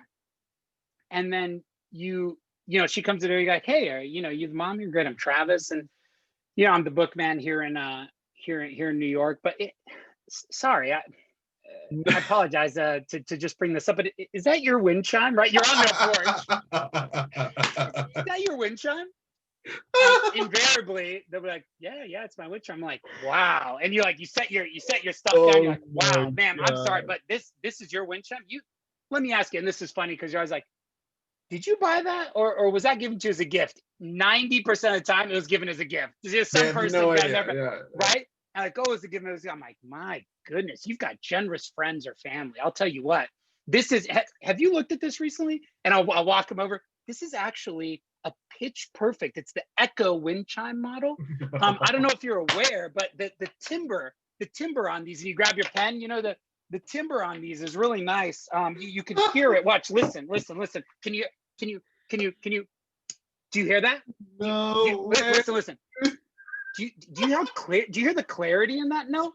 And let me ask you, how often do you maintenance these? And you'd stick your finger up in there and invariably it's dirty. It's like, oh, you're letting it get dirty. You're really affecting the sound quality. I'll tell you. So I'm a bit of a wind chime enthusiast. My name's Travis.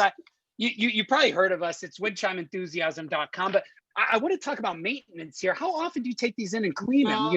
Man, you're sacrificing sound quality. You can watch, listen to this, and you clean it out. Then now listen. And they're like, do you hear the difference? Yeah, you got to clean these things. It's really not that hard. There's a lot of tools on windchimeenthusiasm.com. You can buy the other things, but man, this is great. The Echo wind chime. Honestly, I mean, I'd say it's top 3 for me. Echo, you got your North Countries, and you got your Corinthian bells. But yeah, I mean, these are top 3. These are top 3. So my God. And it'd be like, cool. Anyways, have a great day. And you just see what. No fucking way. I had never heard of that, but that's gold. Yeah. Windchimeenthusiasm.com. I hope some people type that in. I have no idea what it leads to. Wind chime enthusiasm. That is, oh man. Oh, my brother and I, you should create one. My brother and I, and just have it not be about wind chimes at all. Sure. My brother and I used to like pretend that I was his interpreter. That was some of the most fun I ever had. Was we were, hey, are you? So you would speak Spanish, and he would. Are you the mom of the house? This is Danny. He speaks Spanish normally, but he's working really hard. He's the one that's been sitting down with all the families, talking to them, right? And then I'd look at him and he'd say something in Spanish. Sometimes he would say something completely, just like in Spanish. He'd say something like, "God, this lady's got the ugliest kids," or something like just something funny. Just sure. And be like, so he was talking to the Johnsons and just trying to keep it straight, dude. For a while. We did the one where Mark Rao talked about being a mute. We did that general stuff. So, but that wind chime enthusiast is gold. I'm gonna have to tell my brother. It's so good. It's a good one. It's a good. Just mix it up, man. And actually, you can even do that. And so anyways, yeah. Let me just grab this. So, like I said, I'm the bookman, and you just go back into your approach like that never happened. Like it. You could just. It's just fun, man. That's gold. First years love it when they're behind you. That's gold. That's gold. Did you ever do anything fun, not necessarily off schedule, but did you ever have one of those moments? And I'm only saying this because Shane Hertig talked about this. He goes, there was times where you didn't need to be off schedule, but the experience was so freaking awesome that you're like, I got to do this. And so, for example, Victoria Olas talked about how she sold to the family and then they took her on an airplane ride. Like, it's like, you don't want to turn down. You got to go do that. Did you ever do like that? Like, I went horseback riding with a family one time because they're like, you want to go see your horses? And I was like, hell yeah. Yeah. So, anything like that did you ever do, or not so much? And if so, tell us about that. I think for me, and my girlfriend, I'm a huge food guy, man. Like food's my weak spot. So I would say something I learned as the summers went on was that if someone offers you a beer, you always say yes. And something else, because they'll definitely buy if you're drinking beer with them together. Yes. And then number 2 was I think I have had like I remember this family. I was in DC suburbs in Northern Virginia, Loudoun County, and I was in this suburb called Ashburn. And if you Google, it's just like, it's cookie cutter, just big brick for as far as the eye can see in Northern Virginia, right? And the place where I was working, there was actually a lot of both Indian and like Pakistani, Bengali family, Bangladeshi. And so one of the things that people do during the summer, which you're probably aware of if you're Muslim and you're really practicing, is you do Ramadan, where you basically fast for a bunch of days where you can't eat if the sun's in the sky, essentially. Yeah. And what they do is at the end, when the sun sets, there's this enormous like break fast where you have this Ramadan meal. And I didn't know this, but culturally, if someone is like, part of Ramadan is like hospitality and basically like doing well by others in your community or whatever. So I'll never forget, I happened to be selling this family. We did this whole thing. They bought some books for their kids. And then they're like, hey, by the way, we are breaking fast for Ramadan. Would you like to break fast with us? And I was like, fuck yes. Like, I love like Indian food. Let's do it. I want an awesome experience? Pakistani, Bangladesh, let's do it. So we went in there and there's this whole ceremony. And then there's literally just plates upon plates upon plates of curries and, like falafel and just all of this amazing kind of that vibe. Not falafel, that's Mediterranean. I don't know why I said that, but the subcontinent vibe, whatever. Yeah. So that type of stuff. And it was, it was awesome. That was like a really unique experience. But I feel like that's just every day on the book field, like you if you keep your eyes open, you can find some really unique and interesting experiences, Yeah, for real. There's always that is one of the things I learned from Southwestern is it's not that's everywhere if you know how to look for it. That totally. Kind of thing all the time, and missing one of the things that I enjoyed that I think I'm glad I did was I didn't let myself miss those moments for the sake of 30 demos. You know what I'm saying? Yeah, whatever. And it was such a great. I think that's what made my experience at Southwestern probably the best, is because those are the things you carry with you, right? Totally. I can't tell you what I sold on whatever day, on whatever month, or whatever summer, but I can tell you about the lady who, after I had sold her everything, she invited me for dinner, and it was like the day I had forgotten my lunch. Those like little stories that happen to everyone that you're just like, wow, this is so cool that we're doing this. And that's what gets you through the days, Yeah, and that connection with people, I think, just how to be a human being to others. I think that was some of the best stuff that I got. That's cool. So okay, so then work with me, because you told me, okay, we got 10 summers.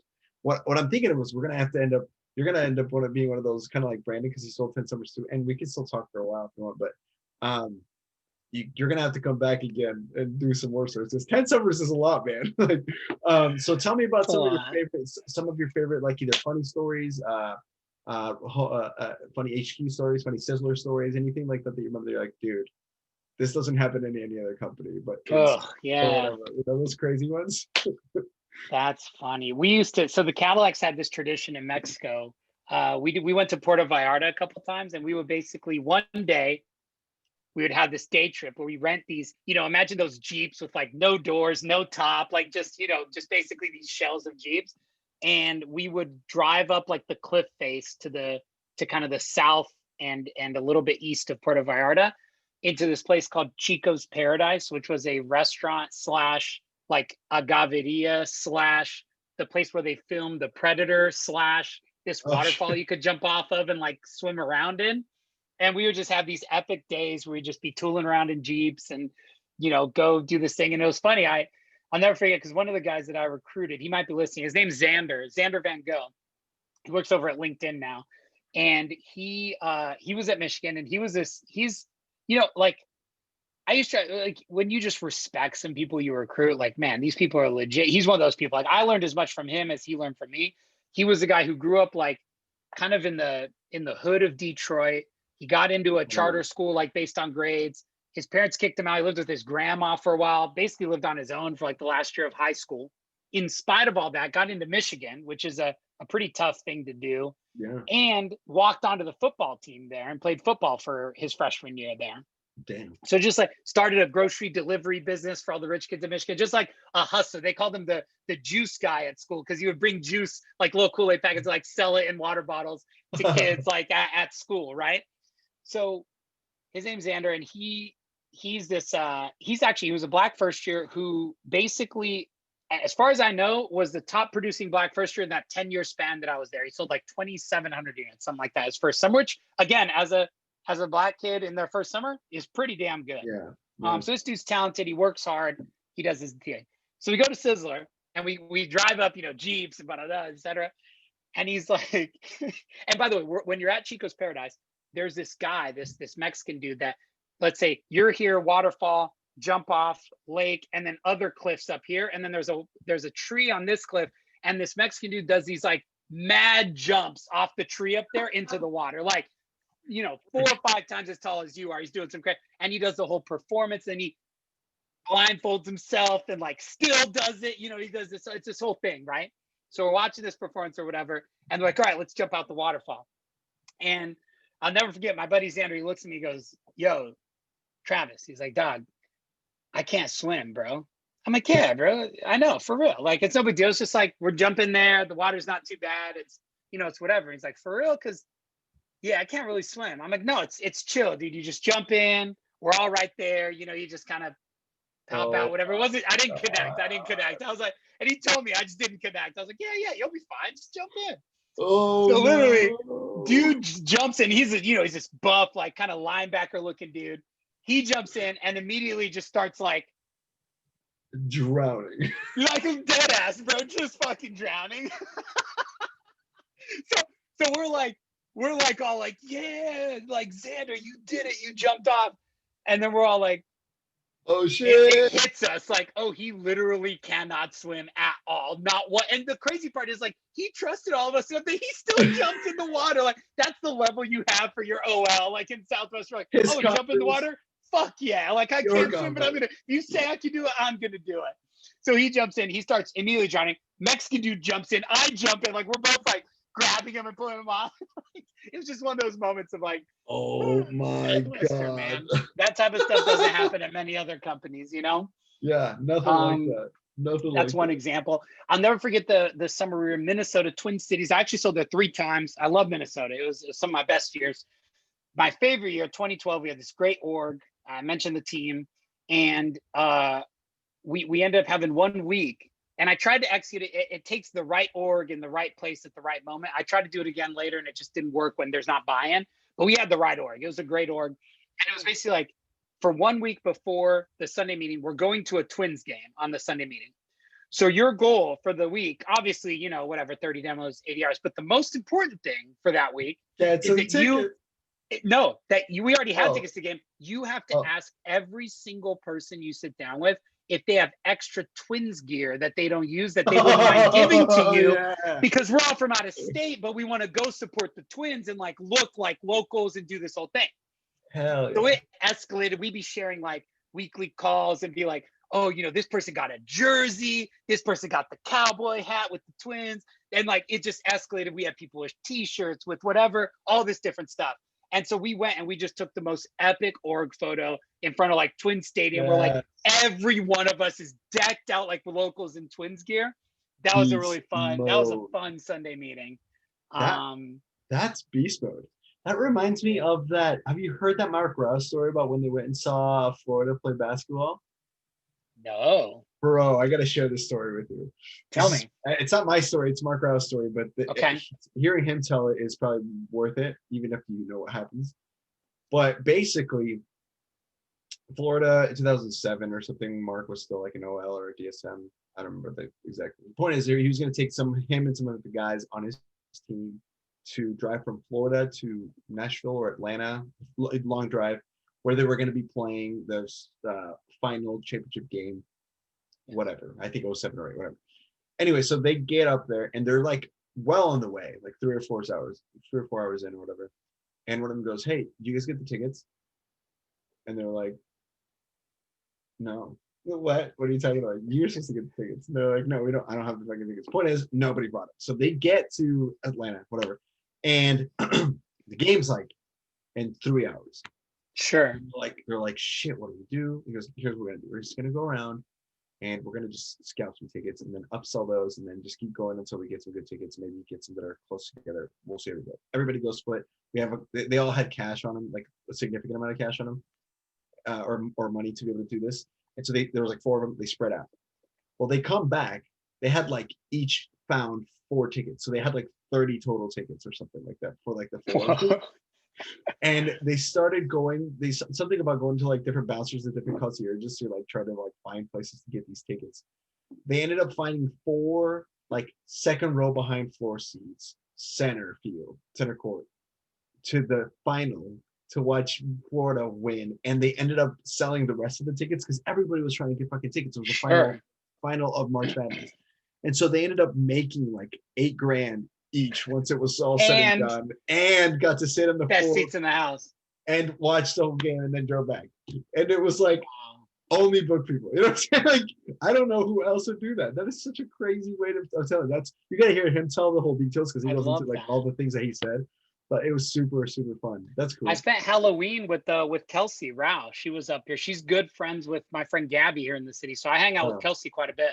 Oh, cool. Yeah, Kelsey Rao, I remember. Is it what about Gabby Hartman or a different Gabby? Gabs is in the city. She's one of my best friends, but Gabby Spraggett, she's a younger book woman, maybe 2 or 3 summers, like in the around when Kelsey sold, basically, like later on. Yeah, that's awesome. Did you ever? And I want to keep going on funny stories, but this also made me think of this. Did you ever go? Did you ever play Bigger and Better? Yes, I did. I've never. I think a tetherball set was my biggest thing I ever got, like with the pole and the ball. Yeah, I think that's it. But I never. I was like, I wasn't the best at that type of stuff. I had a guy named Jeff Kitchen who still lives here in New York. He's a good friend of mine. He was always the best at this, like having fun type stuff. I didn't really, it's weird to think about, but I think my mentality was more, it was less about having fun.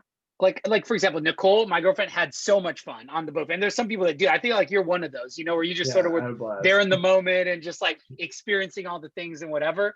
For me, it was more just like, I don't even know how to put it, man. I think at the end of the day, I think after 10 summers, you just sort of punch in, you do your job, you punch out. Like that's how it felt. It was very like, all right, I just go and I'm trying to like, almost like when you play golf, where you're trying to just beat your best every day when you golf, 9 holes. So I don't know if that's the right analogy, but I wasn't like the most fun. You followed me to learn how to do the job, not let things affect you, and learn advanced sales. But I wasn't the like, oh, you're not having fun, go follow Travis, he'll teach you how to have fun on the job. That was like always other people. Yeah, that wasn't me. You were semi Southwestern. You were the kind of. It's not going to come as a shock to you when I say that I was more of a quality over quantity guy, and on the book field as well. So I would never. I was very bad at getting like the 30 demos or whatever, but I get 9 sits, 3-4 customers, and I just sold really big packages. Yeah.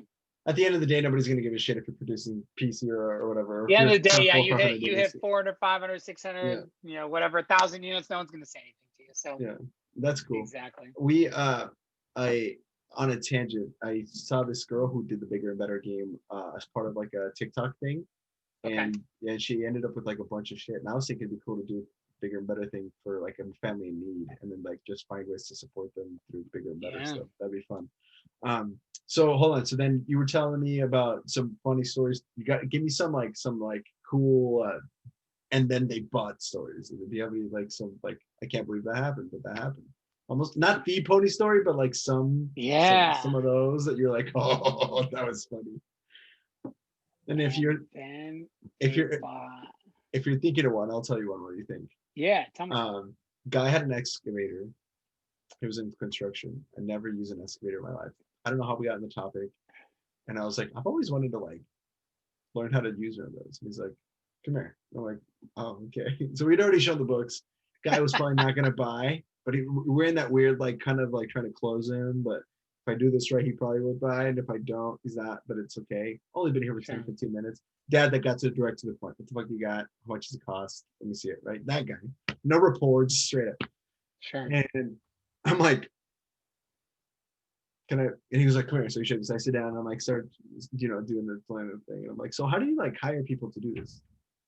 And he goes, well, like I give them a test. If they can pick up a quarter or an egg with it, then yeah. Then I'm like, go get an egg. He's like, okay. So he got an egg. And And I slowly, like, he's walking me through it, but I was like just doing my thing, and I freaking picked it up, dude. And I Yeah, bet, yeah, and I you bet passed the him, test. yeah. And then he's like, "What are you selling again?" So I showed him the books again. He paid more attention, and he just like dropped the cash and ended up buying. And then he bought. That's amazing. And Yeah, then he bought. yeah. Man, I'll be honest, man. I don't know that I really remember any of those type of stories. That's that's Uh, I that's okay. think I'll tell you about my first 200 unit day. I remember that. That's not what you asked, Yes. but No, since that we're on the works. topic, That works. That cool stories uh, like that. Bring them all in. yeah, I'll never forget. There's some things you never forget. Stuff like Yes. what you're talking about, I've forgotten, but there's some things you never forget.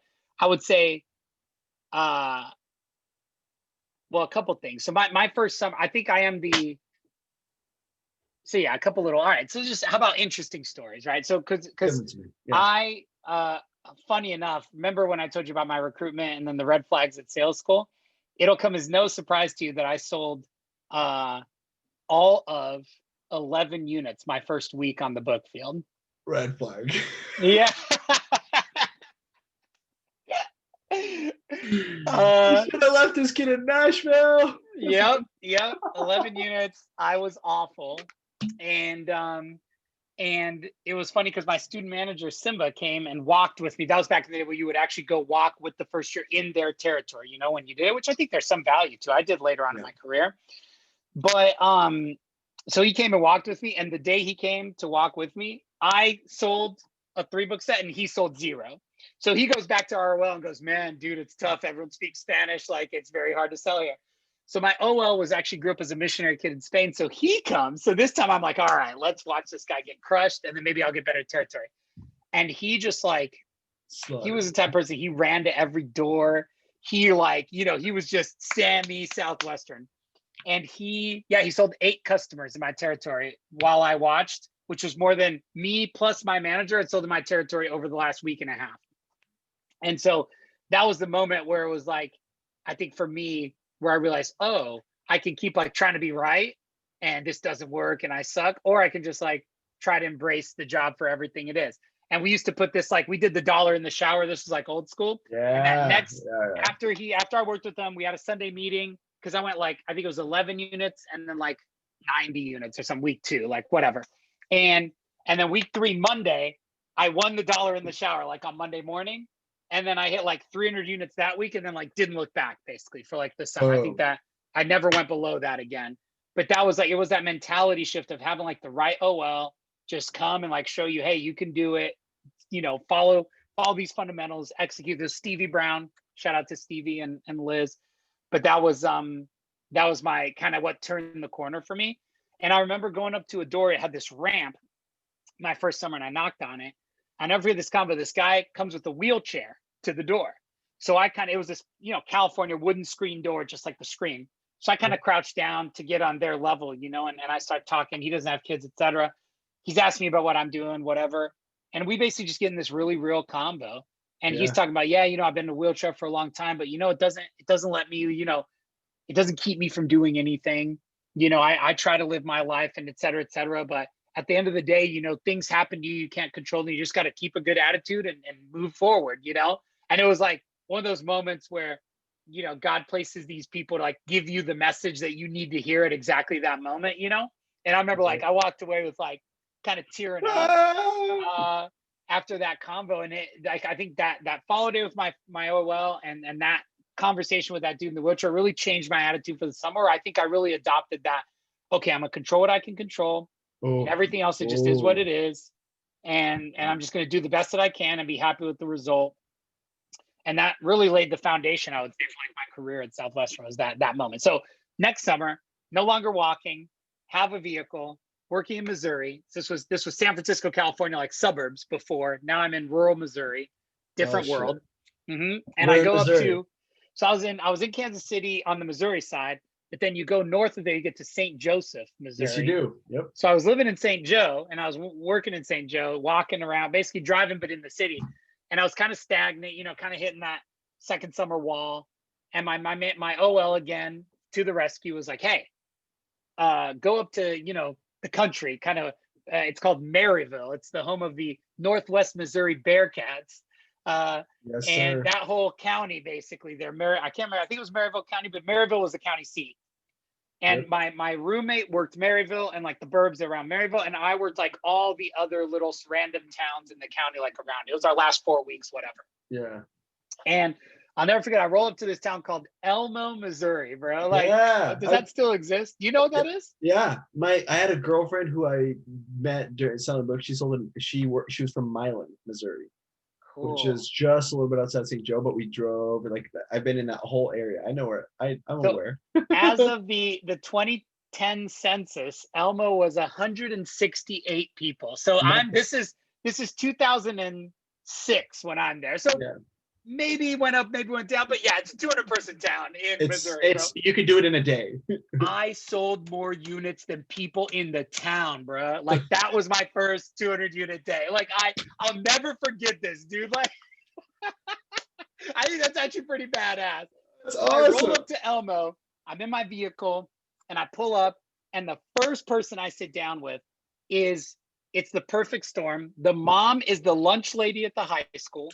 Oh shit. Her son is the freshman starting quarterback of the football team. You said get down. Smack him with $5. This is $5 back in the day, the handbooks, right?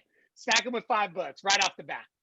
Got the name on the sheet. Go to the next house. Oh, you know them, kind of. It was just like it was the Yeah. name in the 200-person town of Elmo, and so I just literally went like $5, $5, kids books, $5, like Jeez. boom, boom, boom, boom, boom. Just Yep. straight up. In the zone. And yeah, just in the zone. And yeah, by the end of the night, I remember I like totaled it all up, and it was my first, what we used to call steak day. Yep. And that was it. And I think that really kind of broke that belief barrier that second year, which led to third summer, like Chairman Moore, all these different things. Actually, I hit PC second summer, but that 200 unit day hit PC for the first time, and that sort of belief barrier to where my third summer I was able to do kind of my bet over 7,000 units, like my best sales summer that year. And it was this progression, right, of like that foundation, that belief barrier, and then it all coming together. Yep. Summer number 3. Yep. That's the way to do it. That's how you just bump. Oh, what a good time when it's rolling. That happened to be my first summer too. You had like a big day, like I think it was 200 plus units, but it's almost like you can't miss. Yeah, 100%. You sit down, it's in. You sit down, it's over. Like, and it right away. Like that same thing. First store, 7:45. Knock on this lady's house. Opens up. She's like, "Hey, you're the book guy." Because I had just been starting to break turf in that town, so this was a Monday. This is a Monday, so I'm like, I'm about to just fucking wreck this town. Saturday, I'm gonna do all the callbacks. It's 500-person town. I'm out. Yeah. It was Whitesville, New York. Look at me, Whitesville, New York. I love that. It was just south east of Wellsville, which I ended up going to later. But first store, first lady opens up. You're the book kid that everyone was talking about. I'm like, does that hurt me or does that help me? And right. Hopefully help. She's like, that helps you. I need some books. And I'm like, get down. This is what you used to say, get down all the time, because you're listening to that Bill Zizzy events. You're like, get down. So I get in there, bro, 1 through 5. And it's like 7:50 in the morning.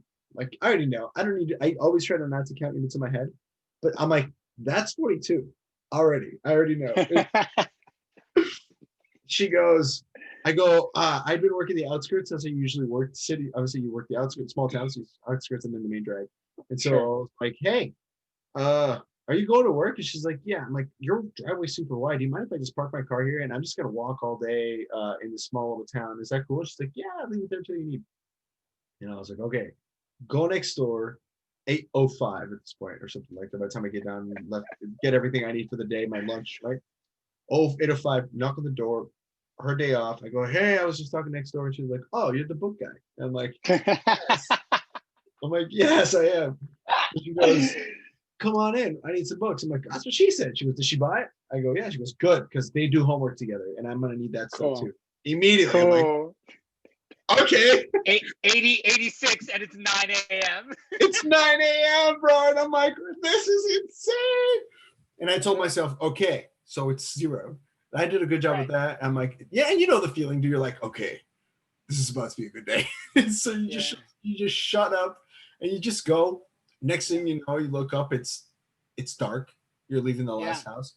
I Yeah. did not count units in my head. I didn't want to like know until that night. And so I leave the last house. It was like 9:40, and I'm like, Cool.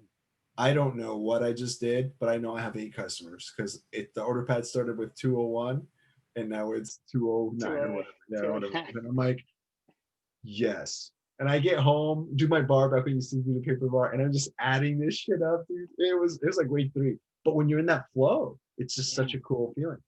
I agree. I think to me, sort of if we're talking, when did I feel, there's 2 moments where I felt the most proud on the book field of what I did. And one of them was my last summer, my 10th summer. I did 7 weeks and did a Monday, Tuesday. Went to Brazil to take my dad to his first Brazil men's team game that he ever watched. Watched the World Cup with my dad in Brazil, like childhood dream. Spent a month in Brazil. So did Monday, Tuesday, month in Brazil.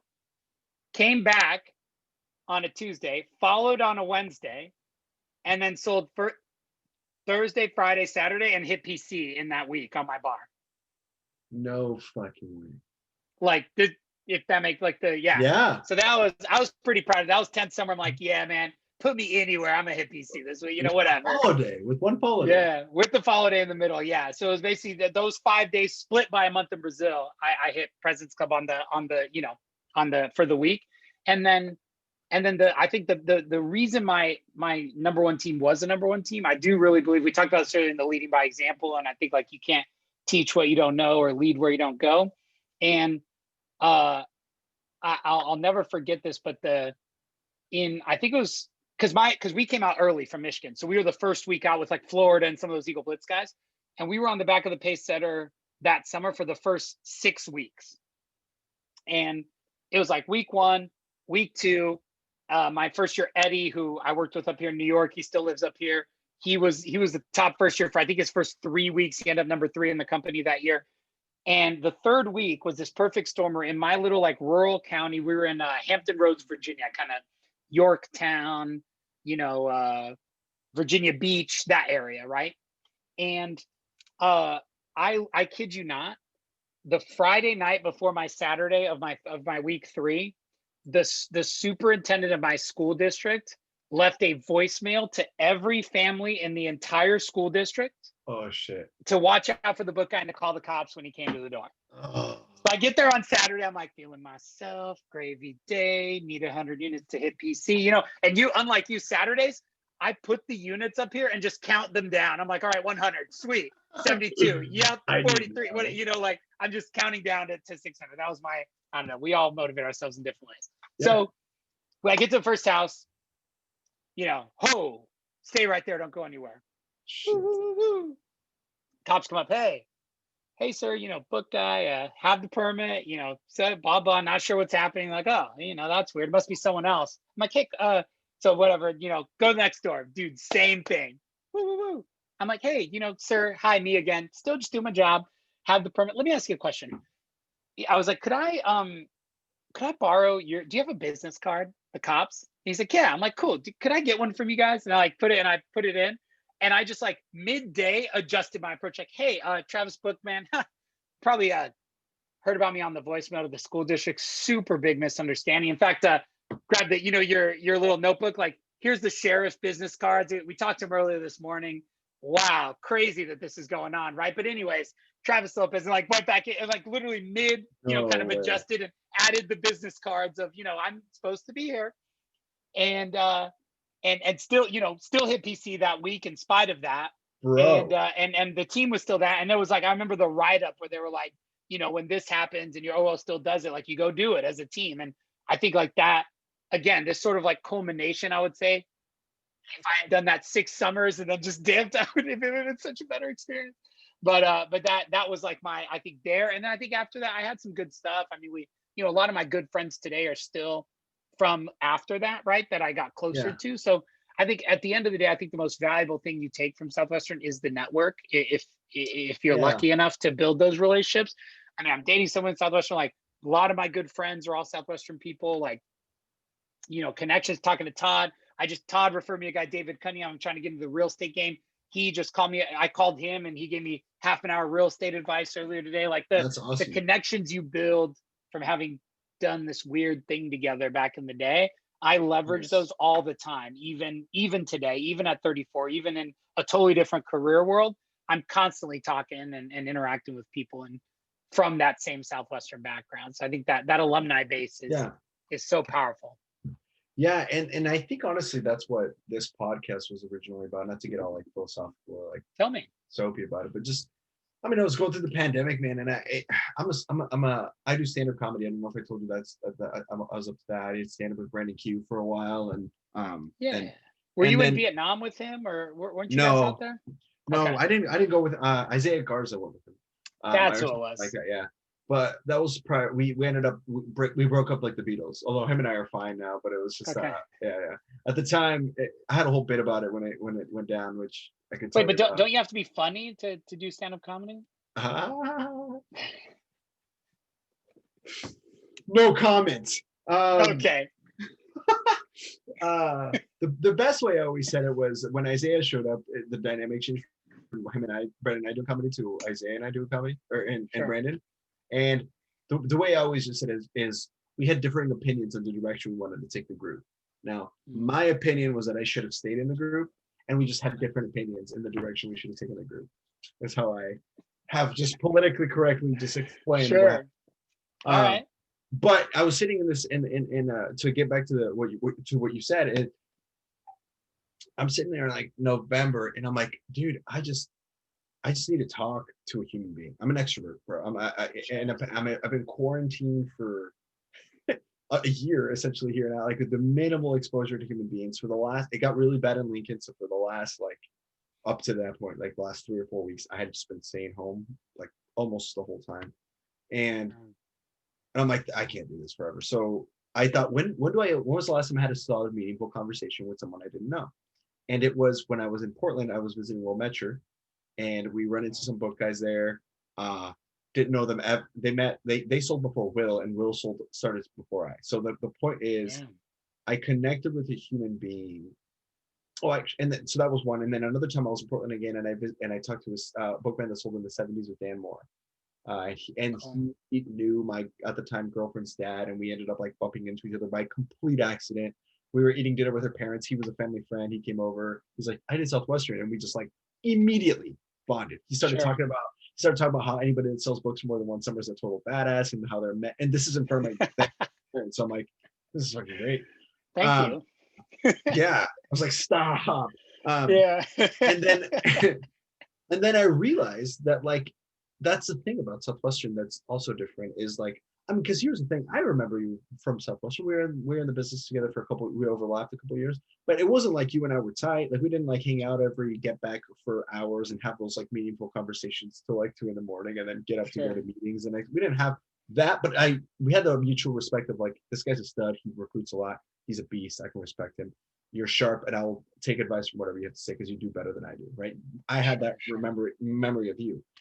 But here we are, like when it doesn't really matter anymore, and it's been 2 hours and 13 minutes since we started recording. We've been live for almost 2, and it's been such a great way to like just like de-stress from like work. Not that work is stressful, but just just to disconnect and just have a conversation with someone. And what Southwestern did is just it's like we've been friends forever, even though like I couldn't tell you your birthday or what your parents' names are like that, like a real good friend would, but we've been able to have this conversation on one thing, and it was this experience, and that is part of what Southwestern does, right? That's the thing that it pays itself forward that way, where it's like I stayed at Brandon Abernathy's couch last year for a conference that I was in Atlanta for, right? And it was like I knew Brandon. It wasn't like we were tight, but like I knew, and so it's like I'm staying in his house. He's out of town. Are you kidding me? Like. Yeah. What the hell is that? How crazy. But that's what it is. It's the people. It's because the kind of people, especially the ones that stay for a while, are those kind of people where you could call me and be like, if I was in Brooklyn and I called you, you'd be like, bro, come on by and say hi. Well, depending on how right. In the whatever, outside of in the time we live in. World that we have to say that now. In the normal world. That's what we just go ahead. Want to say some my buddy Jason Lee, shout out to Jason Lee. He's a badass in San Francisco in the tech sales world. Another alumni that made it in tech. He said, "Hey man, caught part of your ponytails talk. Great interview. Hope you're doing well." So shout out to Jason. He's a phenomenal resource in San Francisco if you do end up there for tech sales. Cool. That's good. That's a good shout out. Yeah. And so so that's the point. And here's the thing. You know what? Like to prove that point, I could have you text him and be like, "Hey, let him know that I want him on the cast." And he'd be like, "Hell yeah!" And then I would talk to him. Never met him before, and just be like, "What's up?" Eliav Cohen, never met him. He has to be on the cast. Great. I want him back because he had a really cool stuff to share about value standpoint. People like you who like have a lot to share. This is a great conversation for anybody, alumni, people who are looking into selling books and like really getting like a non-biased opinion on what it is. Yeah. And it turned into a really cool project that I just do for fun now. And I'm not getting paid for this, but this is fun. It's just been such a cool way to like get out of my apartment somehow and connect with a human that like I can for sure connect with, and Southwestern a lot of that. So I think that's cool. Sure. Yeah. And that's awesome, part of that man. network that you were talking about, part of that like environment that you create. So it is. It kind of died down in 2020, but I actually lead the Southwestern Alumni NYC Facebook group, and I had a little reminder on LinkedIn Sales Nav when like a new person popped up on the list, like former employee Southwestern, current location New York, right? And I would like pull their email and like email them and say, "Hey, I'm blah blah blah." And I have, there's a 140 person group of people that is on LinkedIn that back in the day we used to do events and little happy hours and stuff like that. And it's exactly what you're talking about. People could show up, you never met, didn't do it. There's this one random shared past job on LinkedIn, but you can hang out for hours, So I totally agree with that. And now the list has gotten bigger. Like I gotten told to go call Todd McWhorter, to call some of these people who Eliav knew. So if speaking of that, if you know anybody who A, should be on this cast, or B, would like to hear some of the, or be like, this guy would get a kick out of this, he's got to come listen, or gal, just send them all. When I share the link to YouTube, share that to them. And I wanted to just kind of grow organically. I don't want to like pay for advertising to get people to like the paid Facebook page. But I would love to just have it be like a community where it's like people can just tune in while they wash their dishes for 10 minutes out of like 2 hours and just like be like, yeah, I remember that. That was cool, And that's what I wanted to do. So so we've been on for a couple hours. So now I'm going to ask you about the pony story. And then that means that we still have a lot of stories to share down the line. So I would like to have you, for example, you and Gabs talk about like Southwestern couples or something like that, or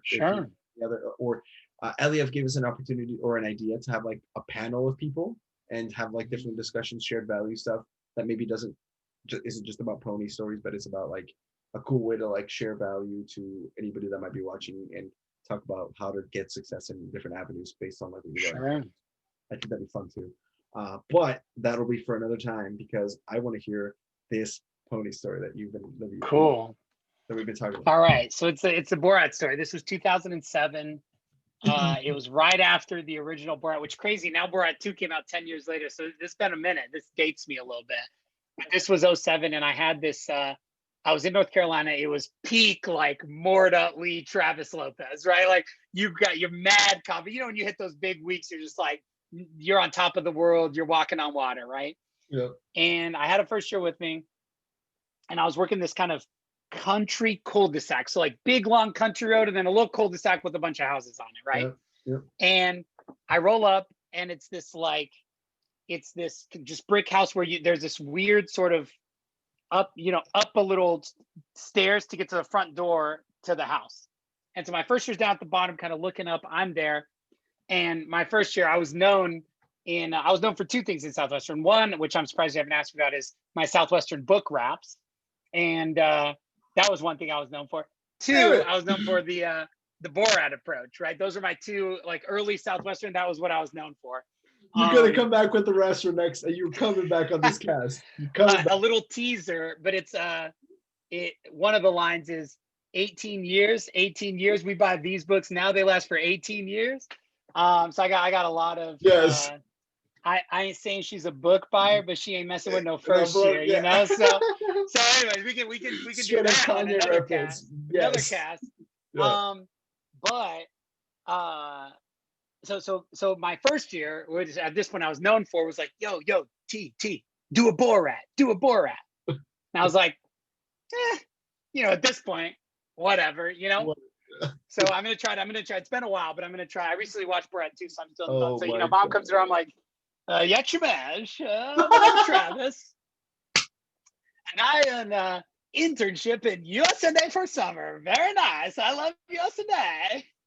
And so the mom's just kind of like, okay. I'm like, I sell books for kids. You have kids? Oh my God. And then she's like, yes. I'm like, great success. I must make 30 sits or I will be executed. Do you have a place to make the sits? And I like bent down and grabbed the bag and then my wiping your hands. Do you have a place to make the sits? And she was like, hold on 1 second. She ran inside. So I'm like, okay. So, we're waiting. I'm like, first she was like looking.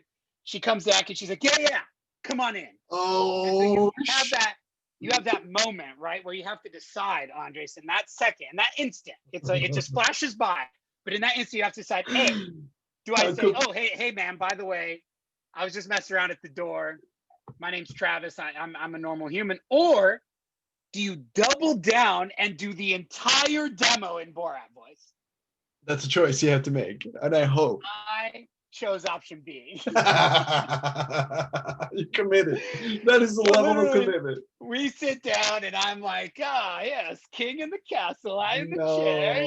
Like I'm literally just dead ass. And I remember there's a couple, I don't remember a lot, but I remember when kids, they come home and they have a problem, yes? And you try to help and you try to make answer and they say, Mom, you'll never get this. You'll never get this. And just committing, bro. Dead ass. The fucking Borat demo, dude. And my first year is just in the corner, just like trying not to die, just trying to maintain composure. The dog gets in his lap. He's like burying his head in the dog, like trying not to laugh. And I go. I do the Borat. It just, $6.79, not bad, right? And so the whole thing, she buys. Oh. And then she bought. I guess that's my and then she bought story. But I couldn't tell it because it was the pony story. So I was saving it for the end. And then she bought. Brilliant. So we do that. I hit Mort that week. That cul-de-sac, I sold her, like, so, just murdered that cul-de-sac. Come back the next week on Monday. And I'm, back to the cul-de-sac in Gravy, following up, trying to catch that one last mom. And the mom comes to the door and she's like, hey, blah, blah. I'm like, oh, hey, Travis, I'm the bookman, blah, blah, blah, just feeling myself. She's like, come on in. Oh, yeah, I talked to your neighbor so-and-so who was over here. Oh, shit, I actually forgot about this. Pause, going back. I was driving home that night, post-Borat sale, okay, with my first year in the car driving home.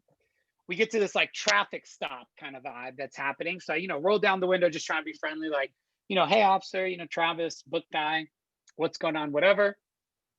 And one of the cops is like, hey.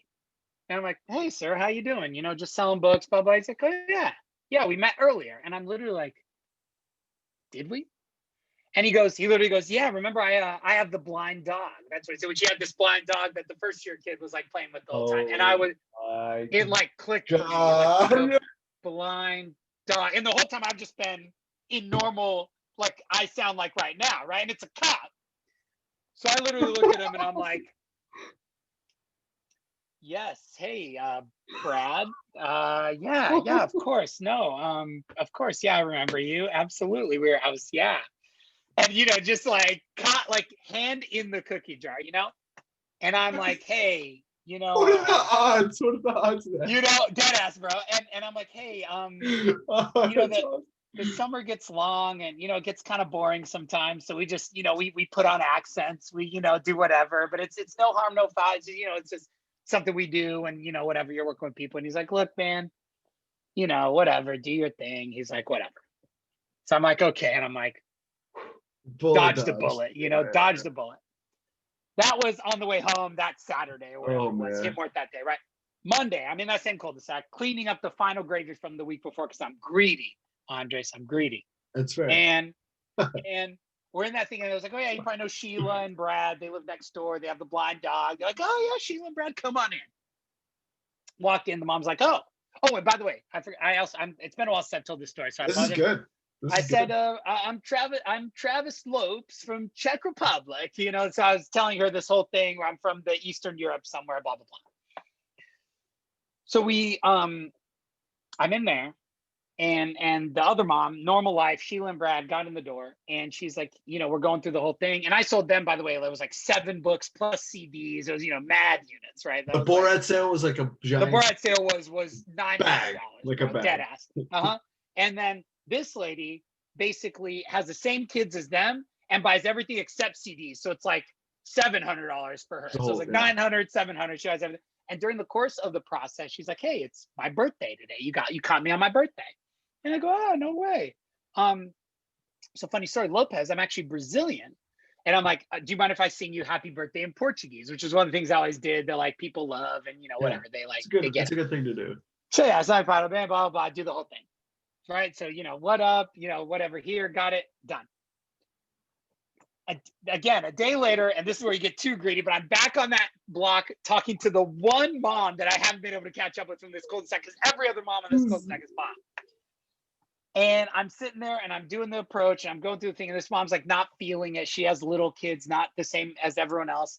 And I'm going through and she's like, whatever. And then as I'm still trying to like triple approach, you like got that swag, like, man, everyone's bought. Like you got to talk to me. Like this is we should be talking to each other. Like the police car pulls in like behind my car in her driveway on that cul-de-sac. So I'm like, go walk back over, and the dad's there, and the dad walks up and he's like, "Hey, good to see you." I'm like, "Hey, Travis, yeah, Bookman." He's like, "Yeah, we know each other." I'm like, "Yeah, I know."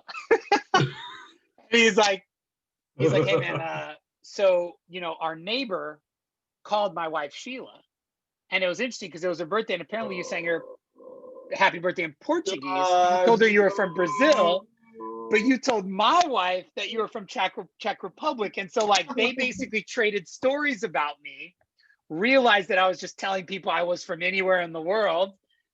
And literally the husband was like, "I want my check back," because this is when we did checks or whatever. So he took her check, took other lady's check, took the books, and basically like walked away with like 150 of my units from the week before. When I'm not remembering the scenario, but basically like one 7th of my week just gone, evaporated. So I'm chagrined, and I'll tell you what, Andres, I never did a voice at a house again after my 3rd summer. Never did it again. But it's like this lesson learned, and this is where, not to belabor the point, but the story keeps going. And a week or two later, I'm getting these voicemails when I get off work from Southwestern customer service. I'm like, Jesus Christ, bro! Like, so they're calling fun, bro. So they're calling right. I'm like, fuck. Like, of course, the cop called the name on their receipt and like complained that I was an asshole. Like, I totally deserved that. I was an asshole. And I'm like, oh my God, like, what do I have to do now? So I like call up, whatever, customer support, or I don't, you know what I'm talking about. You get those voicemails, it's like, "Hey, stop during your day, get your phone out, give us a call," right? And it's like, gulp. Yeah, they mean it. They're asking you to use your phone. Like in the day, get out your phone that you never have on and call us. This is urgent. So I was like, okay. So, next day, pick up the phone, call Southwestern customer support. They're like, "Hey, calling because Brad and Sheila, Brad called and talked to us." I'm like, "Okay, what's up?" And the customer support lady goes, "Sheila wants you to stop by if you get a chance." Like, and I'm like, "What?" Oh no. And the customer support's like, "Yeah, you gotta go stop by." I'm like, "Okay." So I'm like, all right. So I wait till, end of the night, kind of like last house in Gravy, whatever, 9 p.m., whatever. And I roll up, knock on the door. It's like, whatever. I'm just there. Sheila comes out and we have this convo, and she's like, "Man," she's like, "You don't got to do that shit, man." She's like, "These books sell themselves, Travis. You don't got to pull that shit." I'm like, "I know, shit. I'm sorry. I am Brazilian, but it doesn't matter. I only lied once, basically, is what I was saying. But I shouldn't have done it. You're right, etc. I'm ready for whatever you want to do." And she goes, "Yeah. Come on in. Show me those books again, dude." Bruh. She ended up rebuying, like, let's say 70, or let's say 700 of her original 900, and then she sent me back to her neighbor who bought, let's call it 500 of the original 700. I still made out with like 120 of those 150 units because literally they were like, these books by themselves, you don't need to push it, just do it. And I was like, man, well, lesson learned. So that was the Borat story, and that was the last time I did a voice at a door, and it was a good lesson learned. But it was cool. It was like product belief, you know, like, man, these moms, I pulled all this shit, and they still came back and spent hundreds of dollars on books. They were ponies, and I think that is my ultimate pony story about my 2 ponies in North Carolina. That is a great pony story. Thanks, I man. love it, bro. Dude, the Borat approach, you have to just commit it. I committed to it. He said, epic, bro. Epic. That's good shit. That was it, man. Whoa, wow. What a good episode. That was a good episode. That was good. Dude, we have to have you back, please. Cool. Look forward. Do follow us on YouTube. It's Pony. Nick will take. This is uploading to the cloud. Nick will take this, put it on YouTube, and then you can share it as well wherever you want. That was fun. Please come back on. Up next we got I can't remember who we have next. Nick's the one that really helps with the scheduling, but sometimes I do as well. But that's why he's not here, because he's busier than I am, but he's good at that type of stuff. Cool. And yeah, so I think Dylan Barr is coming up at some point. Fido is going to come up at some point. I think next few weeks. So we're excited. Can I tell a story about Fee? Dude, yes, please. My uncle, so I recruited at UCLA, so I know Fee well. Him and Omar were great partners of mine when I was out there. Amazing. And he was doing the most, well, let me tell this. This is actually kind of a random story, but my uncle, who lives in California as well, he decided, he's one of these like big traveler guys back in the day when you could travel, and he decides to go on this like trek through the mountains of Nepal to like kind of commune with himself and just, you know, have a little mini escape and do this thing.